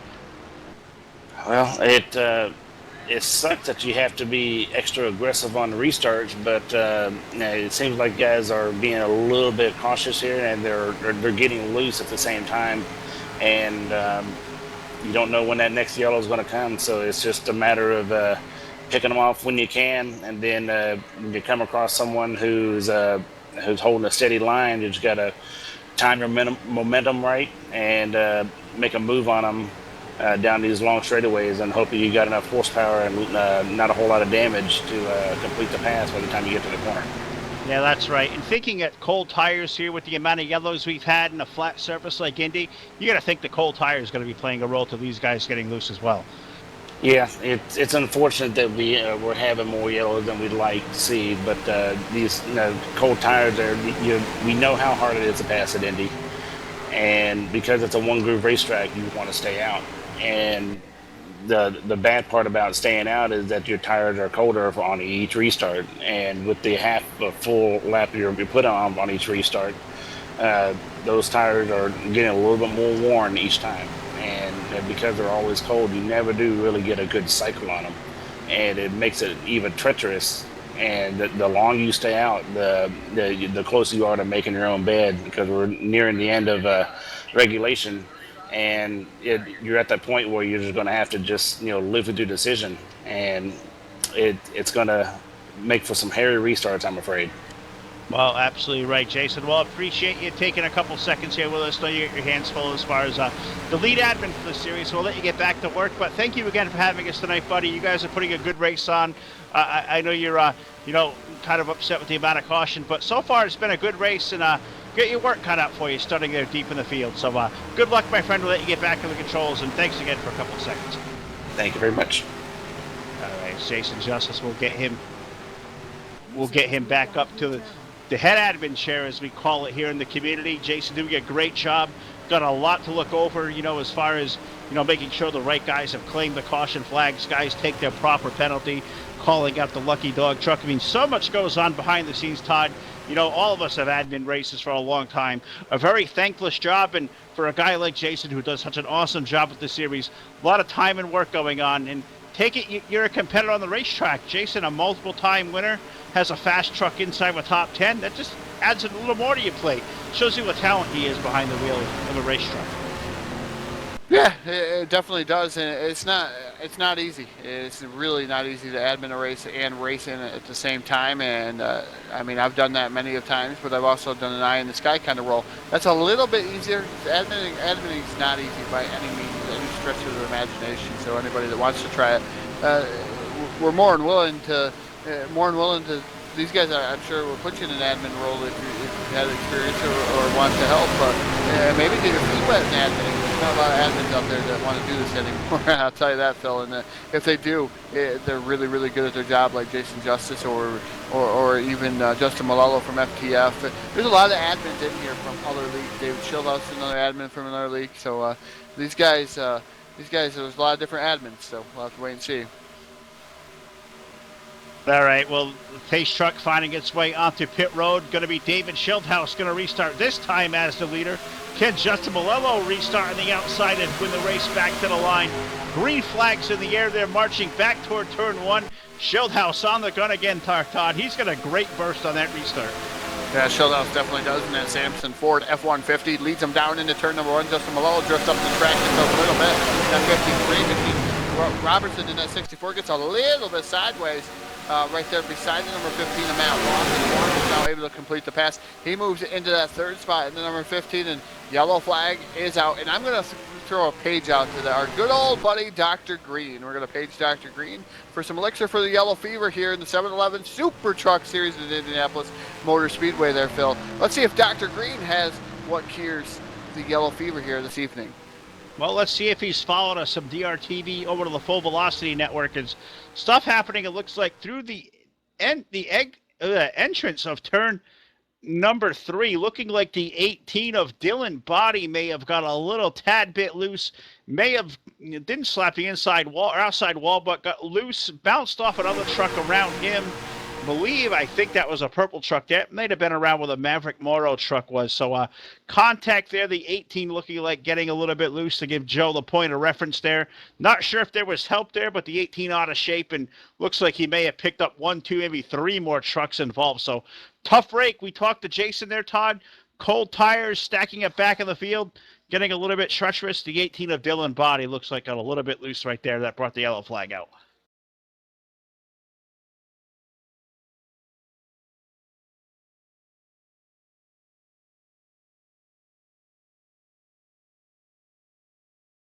All right, let's go to Joe in the booth, I believe, who's ready with the replay. Sorry, Joe. All right, guys, no problem. We're look at this accident here. It looks like the number 18 machine, as you were talking, Dylan Body, just goes down into turns 1 and 2, it looks like. He's on the high side there, right above that purple machine, that Victoria's Secret ride of Maverick Morrow. See Greg Lovell in the 088 down there. Looks like he just gets a little bit loose here, so we'll kick this thing in slow motion replay for you guys.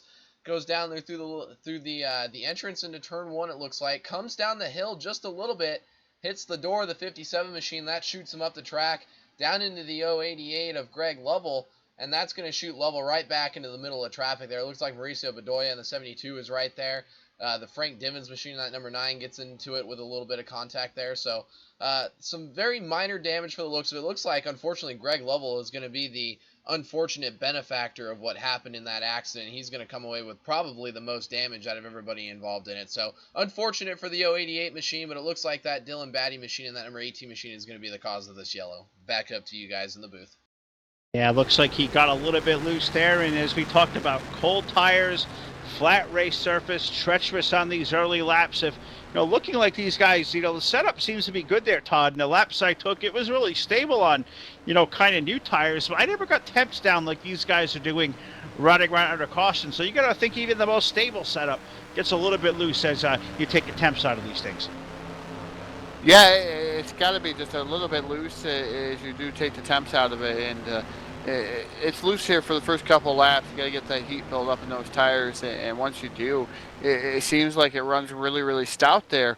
But right now, they're just not getting past them 2 laps and not taking it easy, or maybe they're being a little bit too easy on some. Sometimes if you're too cautious on that, it'll jump out and bite you.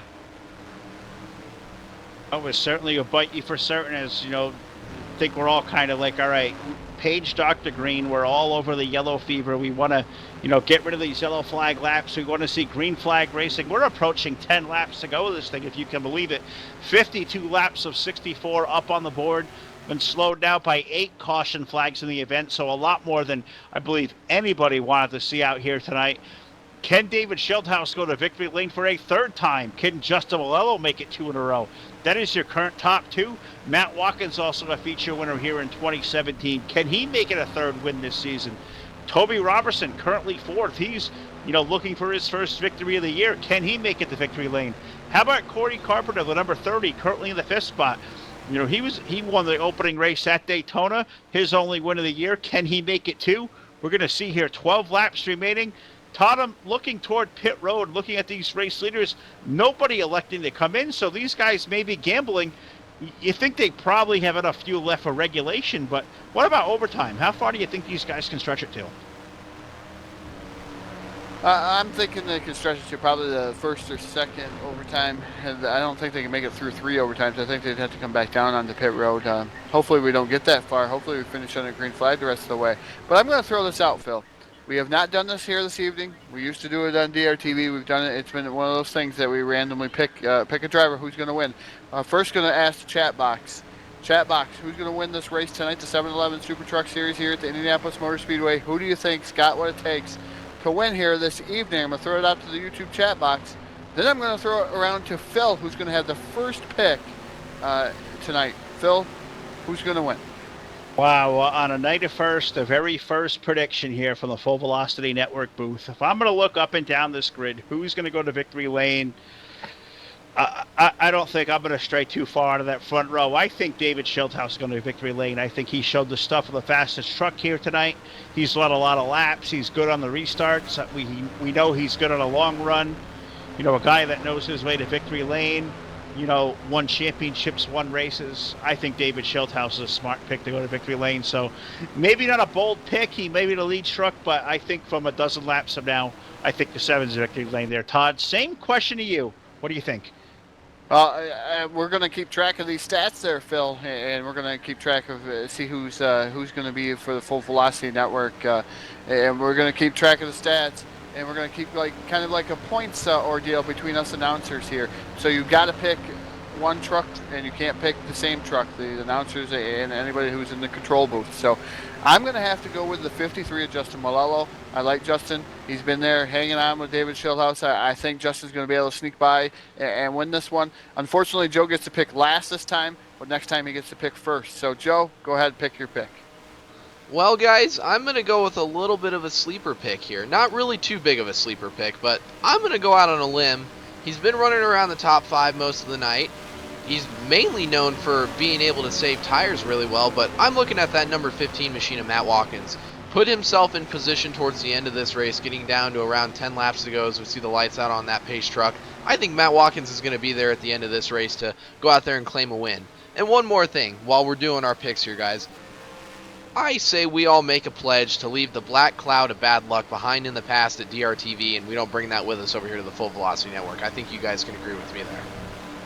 Well, high-octane, full-velocity picks here tonight on DRTV. I think that's a fantastic idea. Let's not wish any ill will on any of our picks here. And, you know, pretty gutsy predictions, if I have to say here from the booth here. We pick drivers that are running first, second, and third with 10 laps to go.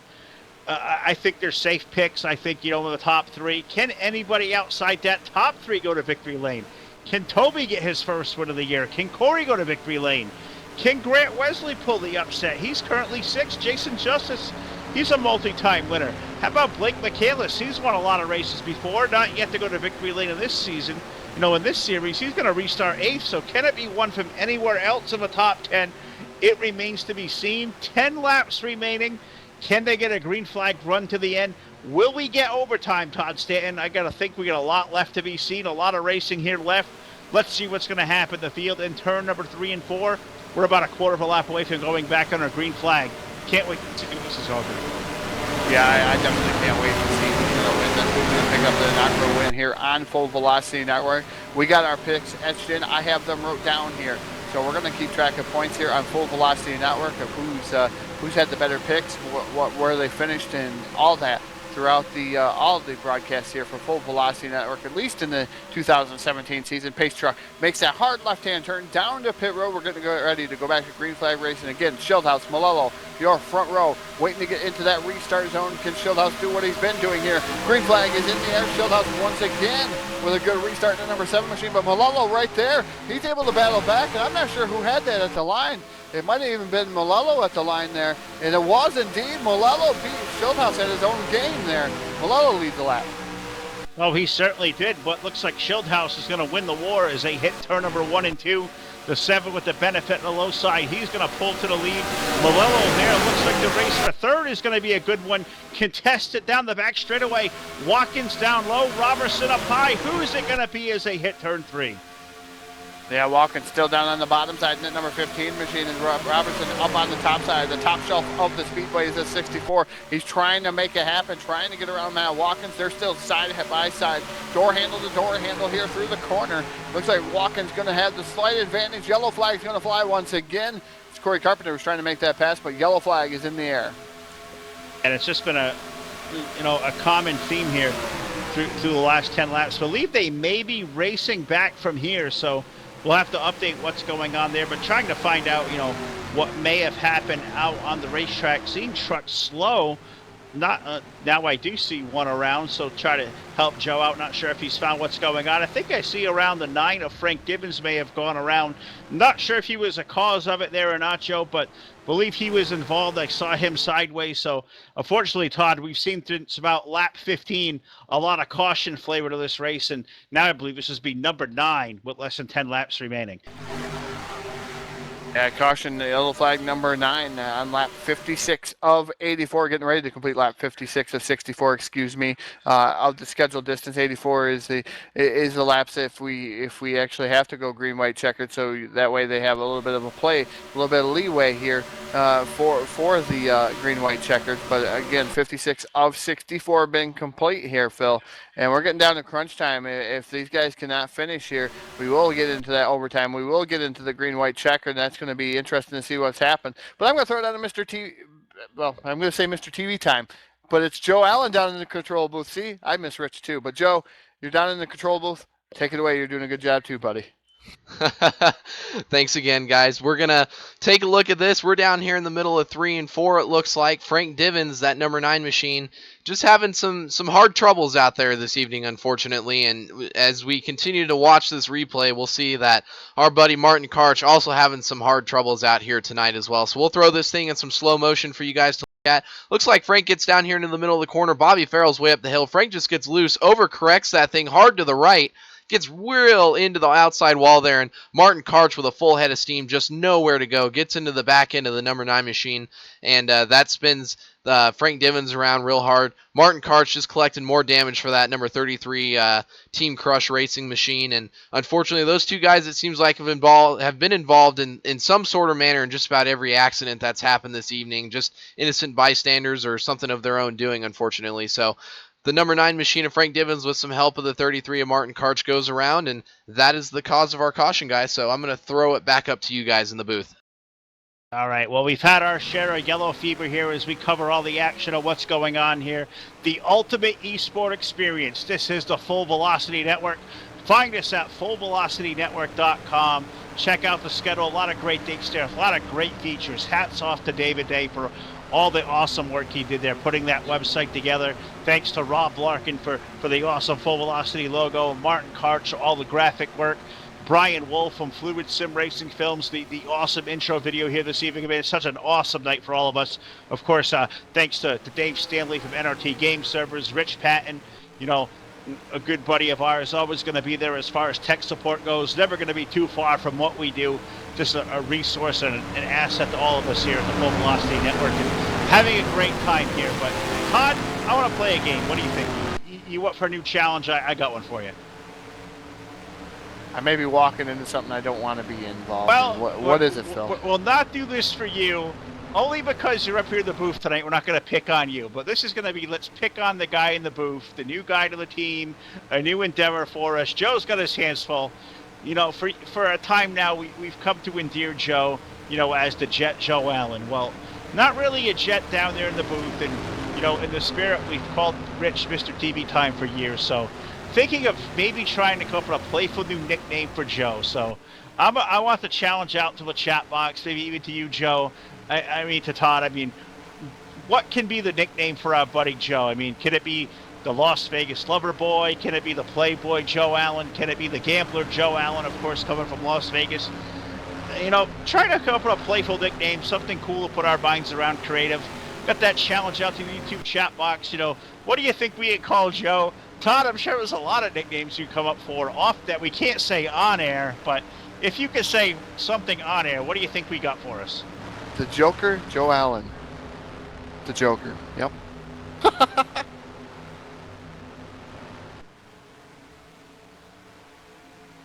Oh, we just can't. We can come up with some names. We got to come up with something for him down there, and I'm sure you guys will do it to me when I'm down in the control booth too. But we'll come up with something. We'll leave it out to you can post it on our Facebook and be interactive on the Facebook. You can do it here in live chat. Maybe one of you guys down there in the chat box. I see Jamie Tedder saying Kodiak Joe. Kodiak Joe, but. Yeah, that's another thing is we are looking for a pace truck, and right now we've rented one, and it's kind of crappy. But we're looking for something out there. Maybe somebody could paint us.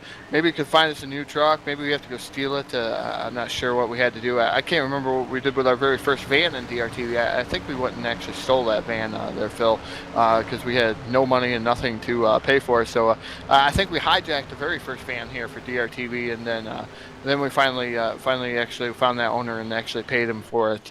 But we'll have to mount a challenge. So look to Facebook, maybe for a painting contest for maybe a truck or our pace vehicle of some sort to pace our trucks and all of our clients around here in the Full Velocity Network there, Phil. So look towards Facebook. Maybe we'll have a couple of competitions for all the graphic designers to get involved in, and all the painters in NASCAR 2003 to be involved in. Yeah, very active on Facebook. Also can say we're active in the Twitter sphere as well.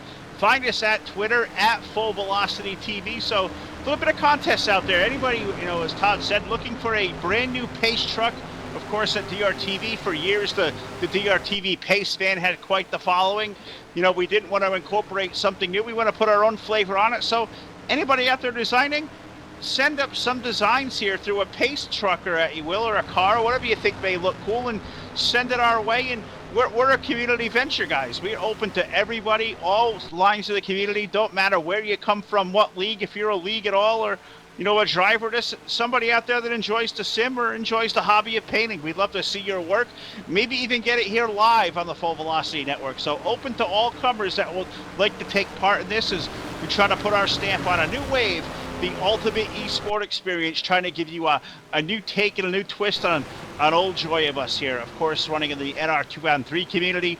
Also can see some iRacing come out of us. If you have a sim out there you're playing, you'd like to show it off, contact us at the Full Velocity Network. We'd love to showcase anything you have going on. The ultimate esport experience is what we pride ourselves on.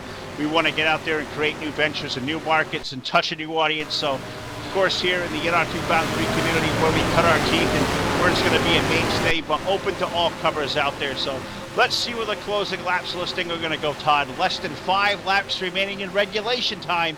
It is David Schildhouse, Justin Malello, just where we left off. Matt Watkins, Corey Carpenter now has found his way to the top 5. He was a guy that was involved in a whole lot of wrecks early on. He's found his way to the 4th spot. He's going to be a player before this thing is done.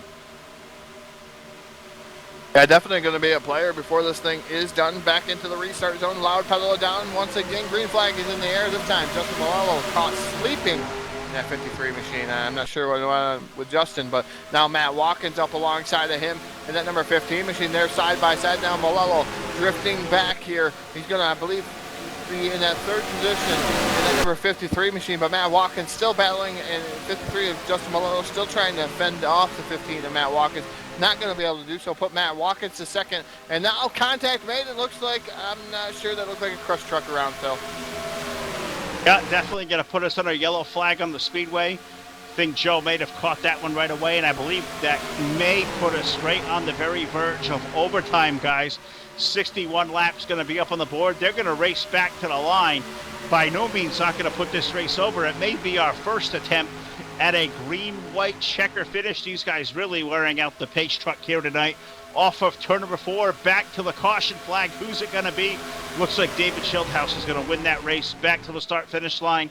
Matt Watkins, Justin Malello, Corey Carpenter, and Toby Robertson round out your top 5. Now, Todd, a scenario for these guys. Yes, we saved a lot of fuel under these caution flags to make regulation. You think these guys maybe have enough to make it through a first overtime? Maybe what do you think of a prospects of a second or maybe even a third overtime? Do they have enough fuel from here, or we're going to have to see these guys maybe think about ducking on the pit road? Yeah, definitely. You know, I almost willing to bet you that some of these guys could duck on pit road if you're the leaders. I don't think you're going to see them duck down on pit road. We'll just have to wait and see. I'm not sure where the gamble would be at here, Phil. Is it going to go green-white checkered? I believe it's indeed going to do so here tonight. I just not 100% positive what I would do. I know I'm low on gas, but and coming down onto pit road, would I want to stay out and maybe chance only the first green-white checkered, and hopefully that will be completed, or do I want to go down pit road and think there's going to be a second green-white checkered? That's just all in the driver's hands here tonight, and I don't even have the right call for that one. But I'm going to throw it down to Joe Allen down in the broadcast trailer. Joe, you have the replay ready for us.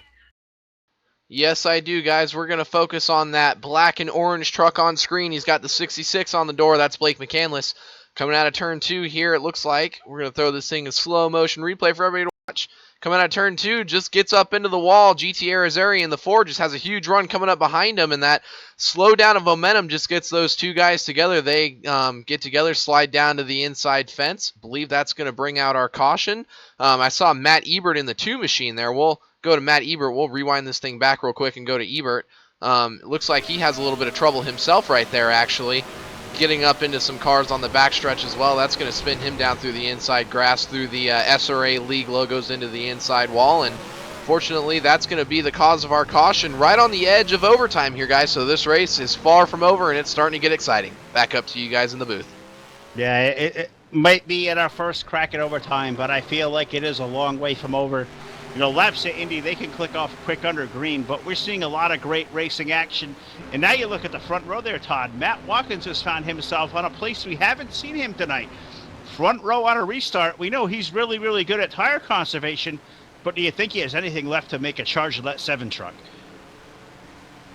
We just got to wait and see. I mean, it's just one of those things that you're going to call. Matt Watkins, I mean, he's got a strong truck, and has he been holding back? Is he able to pull off the pass on David Schildhaus? Schildhaus has been strong all evening long. Your pick there, Phil. So we're going to have to wait. This is going to be our first attempt at a green-white checkered here at the Indianapolis Motor Speedway. So I know these guys got to be struggling on a little bit of the fuel issues. All right, well, guys, I think we're about to see, and it's the official word from race control, we're going to see our very first attempt at a green-white checker, and it's exactly what it sounds. They're going to take the green flag when the normal green flag comes out. The next time around, they're going to call the white flag. Now, that's not going to come out on your screen as your typical here, the way they do it here. The lap counter is set a little bit forward for these guys in the server. But what they're going to do is they're going to call out the white flag. The last flag that will end the race will be that white flag if they were to wreck again. Then they will race back a second time around to take out the checkered flag. Now, if the caution flag is to fly before that white flag even comes out to the field, they'll try again. They'll restack and repack, and they'll try for a second attempt at a green-white checker. We'll take all the way to 3 attempts before this thing is done, making every attempt for our viewers out there to finish these races at the 7-Eleven Super Truck Series under the green flag. A great thing done by all the group over here at the SRA 7-Eleven Super Truck Series. Something Jason Justice has done for a long time at his home league of Blazin pedals that he's brought over to this awesome series. And we're going to see here, we're going to take our first attempt at it. We've seen it here before on the airwaves. It makes for a different flavor, certainly exciting times. And I mean, what more excitement can you ask for here, Todd? The very first night of the Full Velocity Network. We're going to see our first winner here tonight. Now our first attempt at overtime. It's a night full of firsts, and man, I can't wait to see where this is going to go. I think it's about to get crazy. Yeah, definitely going to get crazy. Going to have to wait and see. It could be anybody to win this race now. Somebody can make one huge mistake, and everybody be involved in this wreck, and somebody way back in the 14th or 15th position could probably motor home and win this race. We were talking about Brandon Lawson not having a good night there, Phil. Look at where Brandon Lawson is now, the number 40 truck. Inside that top 10, 7th position in the 40 of Brandon Lawson. So he's trying to string along another good finish here in that number 40 machine. And he's a guy that just has a nose to sniff out a wreck happening, to move his way forward. Joe, I know you've raced with Brandon for a long time. He's a guy who normally keeps his stuff clean, keeps the fenders on, you know, make sure he's got that equipment to run at the end, and always a guy who somehow, some way, finds his way to the end of one of these things. No surprise at all. We find him at the 7th spot. Doesn't have enough time to win a race from here. You know, honestly, Brandon does have a legitimate shot with how the green-white checkers fall here, where they give us 3 attempts to finish this thing under green. It's the old-style green-white checkered rules that NASCAR used to follow. I think as long as he can keep the fenders clean, and if the cautions fall his way, if they happen, he's got a legitimate shot. He reminds me of Kevin Harvick. He may not be there towards the front in the beginning or the middle of the race, but he always seems to find himself in position to win races towards the end of these things. Call him the closer for a reason. So I wouldn't count Brandon Lawson out just yet. As the lights on our pace truck are out, Brandon Lawson is in a good spot to go up there and maybe steal a win from this thing from guys like David Schildhaus and Justin Malillo and, you know, Matt Watkins, guys that have been up there running in the top 5 all night. So I certainly would not count out that number 40 machine. Well, let's see where it's going to go. Our first attempt at a green-white checker. David Schildhaus going to restart as our leader. Looks like he's going to elect the inside lane. Matt Watkins will restart alongside. Justin Malillo, Corey Carpenter make up row 2. Toby Robertson, Jason Justice, Brandon Lawson, Grant Wesley, Maverick Morrow, and Derek Justice. Have not talked a lot about Derek here tonight. Currently in the top 10. A little bit of damage to that Baskin-Robbins machine has relegated him to you know, maybe not the strong showing he was hoping for tonight, but looking to bring this thing home with a solid top 10 run. The field in turn number 3 there, Todd. What do you think? You know, Schildhaus has been really, really good on these restarts. Is he going to win another one? Is it going to be the breathing room he needs to take this thing back to victory lane? We're about to find out.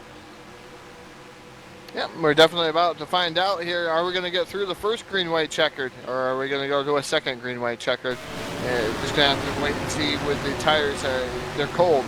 You're going to have to give a little bit of patience here and let them warm up here within a lap and a half, and then they can go at each other. They haven't been doing that all night long, all evening long, so we're going to have to wait and see how that's all going to play out. Pace truck still pacing the field here, like you said, Schildhouse, Watkins, Malello, and Carpenter. Those are your front two rows. Then you got Robertson and Justice in that third row. Pace truck makes that hard left-hand turn down the pit road for green flag, green-white checkered number 1 here. Waiting for them to get through that restart zone to that restart zone. Them two little red lines on the wall. Green flag is in the air once again. Schildhouse gets a good start this time. And he's making sure he's staying ahead of the 15 of Matt Watkins. Are we going to get through turn number 1 down here, Phil? Down through the front straightaway. Well, it looks like we're going to be down to turn 1. So far, green on the racetrack. Schildhouse to the low side. Looks like he may hear Matt Watkins. He's going to try to bring Malello with him. The 53 to the low side of the 15 machine. They're going to be side by side off for turn 2. Can't clear the pass. It's going to be a drag race down the backstretch toward turn 3, Todd. Look at the snake down through the back straightaway. We've seen a lot of that at Pocono trying to break the draft. This is number 7 of David Schildhouse. He does break the draft of the 53 of Justin Malello. Matt Watkins still working on the high side in that 15. Here comes Corey Carpenter. Here comes the 16 of Jason Justice, the 40 of Brandon Lawson. These guys throw a blanket over him. You wouldn't see a darn one of them through the corner. And now a little bit of contact made between the 15 and the 30 of Corey Carpenter. Matt Watkins keeps it out of the wall, and these guys do a great job of missing him down the front straightaway. He's losing many positions. But look at these guys. The last lap. White flag is in the air, Phil. White flag is in the air. They hit turn number 1 here. 2.5 miles around, makes one circuit around the Indianapolis Motor Speedway. Who's it going to be to win the Blazin' Pedals 160 here tonight? The Brickyard 160, the SRA 711 Super Truck Series. The field down the back straightaway. David Schildhouse, Todd, bringing that thing all the way to the grass. He's our race leader headed toward turn 3. Yeah, David Schildhouse trying to break the momentum in the draft. The 30 of Corey Carpenter making a pass on the outside of the 53 of Justin Malello there momentarily. Coming out of the corner here, Malello fighting back on the bottom side. That's a good battle here for the second spot. The 16 of Jason Justice now there. He's going to make a 3 wide off the corner down the front straightaway. Justice way down onto the bottom side here. Corey Carpenter now into second. They're wrecking behind them. Here comes the 57 of Maverick Morgan. Schildhouse wins. Look at that finish there at the end of that race. I did not see all those guys, but they were 3 and 4 wide there coming across the start-finish line. An amazing finish there. What an amazing finish. It's David Schildhouse going to go to victory lane. Corey Carpenter with a tremendous run. He's going to bring that thing home second. Justin Malello third. Brandon Lawson fourth. He had a great run. He brought it to fourth. And Jason Justice going to round out your top 5. What an awesome race for these guys. Yes, it had its caution flags, but a tremendous finish there. And we're going to get sorted out here with these top 3 and go to the post-race show. But what an awesome race by these guys tonight, Todd. Yeah, definitely a fantastic race for these guys. David Schildhouse, Corey Carpenter, Justin Malello, Brandon Lawson, Jason Justice, Maverick Morrow. Marcelo Bedoya in that number 72 finishes 7th, 8th. Derek Justice, 9th. Matt Watkins. GT Irizarry finishes up 10th in that number 4 machine. He's been quiet. He was quiet all evening long, but bringing home in the top 10. Toby Roberson, 11th. Right in 12th. 13th was Grant Wesley. 14th to 121 is Steve Looney, Frank Divins, Bobby Farrell, Matt Ebert, Greg Lavelle in 18th, 19th to 33 of Martin Karch, Blake McCandless, the number 18 in 21st, the 23 of Corey Williams, 22nd, 23rd, David Day, Jeff Gruber, the 078 finishes 24th, 25th to 041 of Jerry Walters, 26th to 66 of Tom Salvain, Blake Tranick in the 19 finishes 27th, the Count Keister rounds out your whole entire field here for the Blazin' Pedals 160 at the Indianapolis Motor Speedway.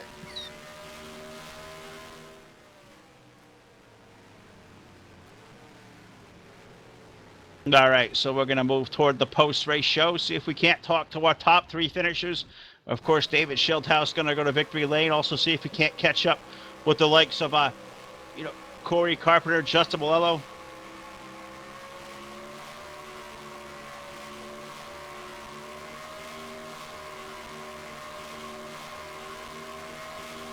All right, well, we're going to take 3rd place on the podium here, first up in the booth. So we'll see if we can't go it down to Todd with our 3rd place finisher, that being Justin Malello. So, Todd, over to you, buddy. Yeah, indeed. I get to catch up with the driver of the 53, Justin Malello, my pick. He scored me some good points here as the FBN is going to have our little broadcast competition here. Third place finish, Justin. It looked like you're going to have second there at the green-white checkered. Just faded just a little bit on that restart.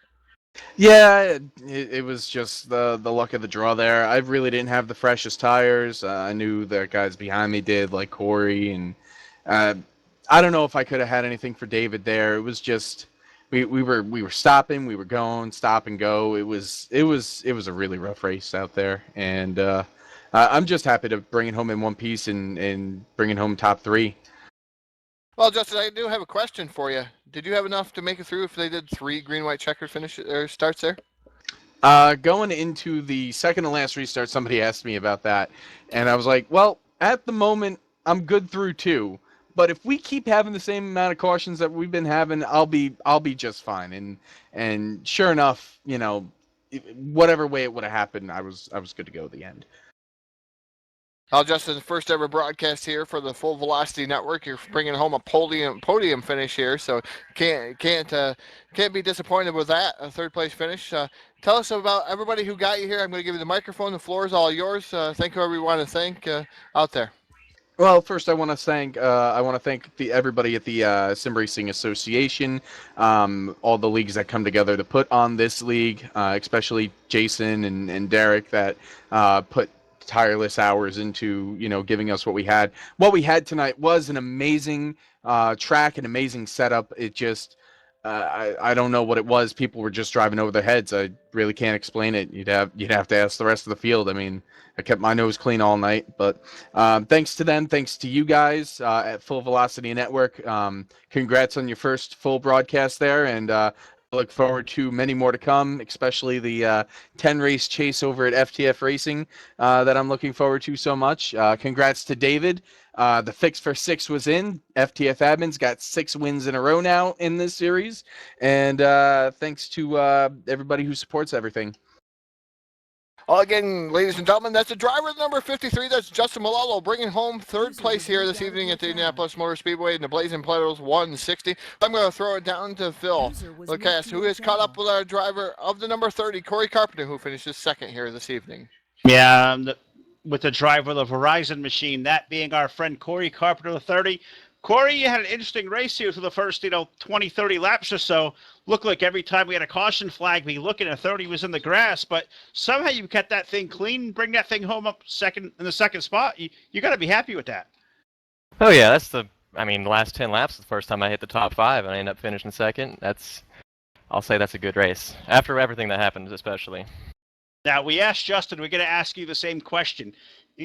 We assumed everybody had enough fuel to get through regulation. But if this thing was to go through, of course, one green flag, green, white checkered attempt, if we got to a second or even a third, did you guys have enough fuel to make it? Did that 30 truck have enough to make it if this thing stretched all the way to be a second or a third attempt at a green, white checker? At the time of the last restart, we all had enough for 2 green, white checkers, and with the amount of cautions we were getting, I don't think we had any trouble. If we would have gotten 2 more cautions, we would have definitely made it. There was just too many yellows tonight for us not to. Well, a great run for you indeed. A feature winner this season. I'm sure you wanted to make it too, but I'm sure you're going to be happy with the second place finish. But I'm going to give you the microphone one more time. The very first show for us on the Full Velocity Network. The mic is all yours. Give a shout to whoever you'd like to out there, friends, family, sponsors, whoever. The floor is all yours, Corey. Well, first off, shout out to all the people that stuck around to watch the end of this thing. I know it is late, and if you guys haven't fallen asleep yet, then kudos to you. And shout out to you guys for getting it back together. Nice to see y'all broadcasting again. I hate that the first race was so long, but I hope y'all had fun anyway. And just to all the drivers and the admins putting it on, it's always fun to do this, and we'll be looking forward to the next one. Well, absolutely. Well, that's Corey Carpenter, our second place finisher. And Corey, I appreciate the few words there, but we'll let him get back to work there. But what we're going to do now is we're going to throw it down to Victory Lane. We've already talked to him once here tonight. I know our buddy Joe goes a long way back with the winner, David Schildhaus. So, Joe Allen, I know you're in Victory Lane down there. I'm sure Schildhaus is going to rub one in your face here or whatever. But let's throw it to Victory Lane. I'm sure you got one happy driver down there. Yes, I am. I have caught up to the one, the only, the champ, David Schildhaus, down here in Victory Lane at the Indianapolis Motor Speedway. David, It's been a long time coming since I've been able to do one of these interviews with you in Victory Lane. I've interviewed you on the radio show before.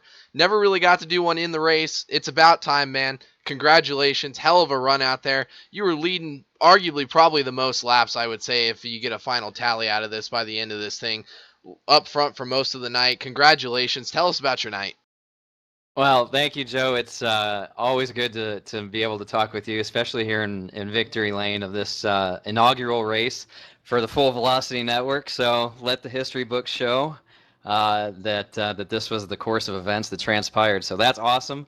What a night. I mean, I think actually, I think the pace truck led more laps than I did tonight, unfortunately. But, it's one of those things where you just got to be in the right place at the right time, and being out front was invaluable. I didn't, feel the need to come in and take tires or fuel because I knew we were going to keep getting yellows the way these guys were racing. So being out front in that clean air on the inside line, that was the golden ticket, and I rode that golden ticket all the way to here to Victory Lane to talk to you. Absolutely, and you know what? As the inaugural winner here on the Full Velocity Network, I might have to just send you a T-shirt just because first times for everything, and give you an award for winning a race here on Full Velocity Network. So congratulations to you. You were out front. I believe you were Todd Stanton's pick to win this race. Am I correct, Todd? Does that sound about right? No. Or were you Phil's pick?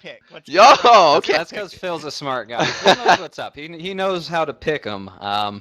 On and off the racetrack, he knows how to pick them. So kudos to you, Phil. Todd, sorry that you didn't feel that I was worthy of your pick, and Joe, I wouldn't expect anything less from you. But this was a blast. It went a little long, of course, but I'm sure you guys were able to keep it interesting up in the booth, despite all the yellow flag fever that we had. I had a blast out here racing the little bit that we got to do. But how about that first 10, 11 laps? That was good racing. That was really an indicator of what we were capable of doing tonight. We just weren't able to make it materialize. But I'll take that shirt, Joe. It is an extra medium in size, so make sure you get the extra medium, please. Absolutely. I'll be sure to put something together and send it your way. We'll get with you after all of this and get you something sent your way so you can make sure every time after this you race on Full Velocity, you wear that T-shirt. It'll be good luck for you. But I'm going to open up the airwaves for you one last time, hand you over the microphone. I know you got a bunch of teammates out there and family in Victory Lane that want to see you, so we'll open up the airwaves. Give a shout-out to all your fans, friends, family, anybody that might be watching here this evening.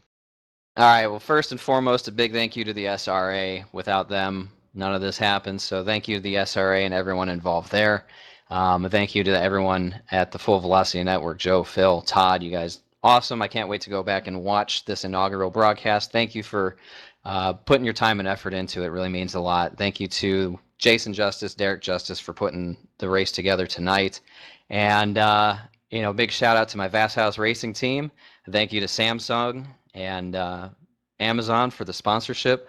But a big thank you and a big shout out to all my boys in my Twitch stream chat. Holy cow, this chat was off the chain tonight. Everyone out there was just going crazy. David Day jumped in after he wrecked out and was making things happen. We had Hardy, we had Dakota Wilkins, we had Craig Meyer in there. We had all kinds of people in there. I got subs. We got 3 for Dale out there tonight. So big old Dale, to my boys in the Twitch stream chat. This was a blast. I had a blast tonight. I'm hungry.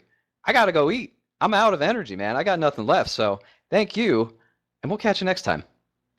All right. That's your winner this evening for the Blazin' Pedals Brickyard 160 here at the Indianapolis Motor Speedway, guys. One happy camper, one happy crew down here, and a happy team. And, he's going to go refill himself up and get some food. He was low on gas in that number 7 machine, and now low on fuel inside the tank of that David Schildhouse. So, guys, from down here in Victory Lane, I'm going to throw it back up to you guys in the booth. All right. Well, Joe, an awesome job by you tonight. I know you had some big shoes to fill out there, and you totally stepped up. And I believe, I know all of us behind the scenes put so much work in, but so impressed with the job you did. I see the reviews in the chat box, guys. Thank you so much for the support tonight. And Todd, I know that the trucks are out of gas. The drivers might be. It's been a little while since we did this. I'm kind of out of gas, too. You got through it as well as we did, but it's been a lot of hours to get here tonight, and just thankful for a great show and a lot more to come, brother. Yeah, definitely a lot more to come, and had a fun time doing it here this evening. Just a little bit of results. Of course, Phil, you took down the win here tonight. I got third. Joe, you got ninth here tonight for the points here for the FEM. I'll make sure I get that after we get a couple races under our belt. I'll make sure we get that up on Facebook, just so you guys can keep track of what we're doing here on Full Velocity Network. And it was a great show tonight, a great inaugural show. I'm glad to be a part of it. I know 5 a.m. is going to come early because that's when I got to open my store in the morning. So, and it's almost 1 a.m. here on the East Coast. So, congratulations to all our winners here tonight, all the podium finishers. Phil, what more can I say? Great show here tonight. Yeah, an awesome show indeed, and one more ahead tomorrow night. We pay a visit. This race tonight was sponsored by Blazin Pedals, but tomorrow night we're going to head over to the Blazin Pedals Race League.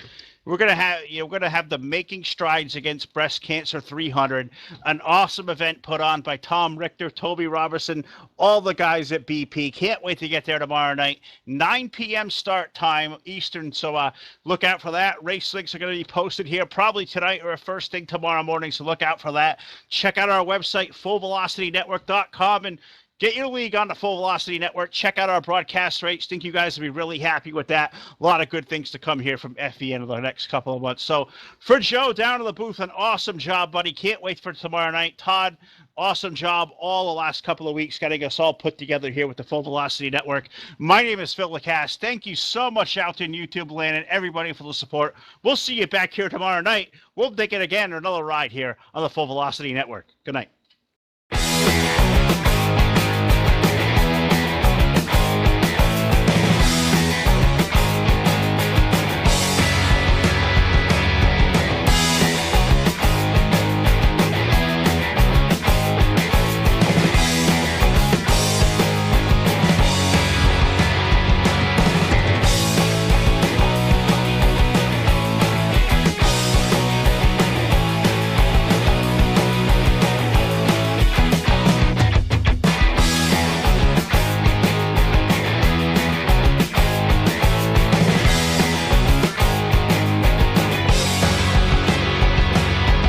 Talk.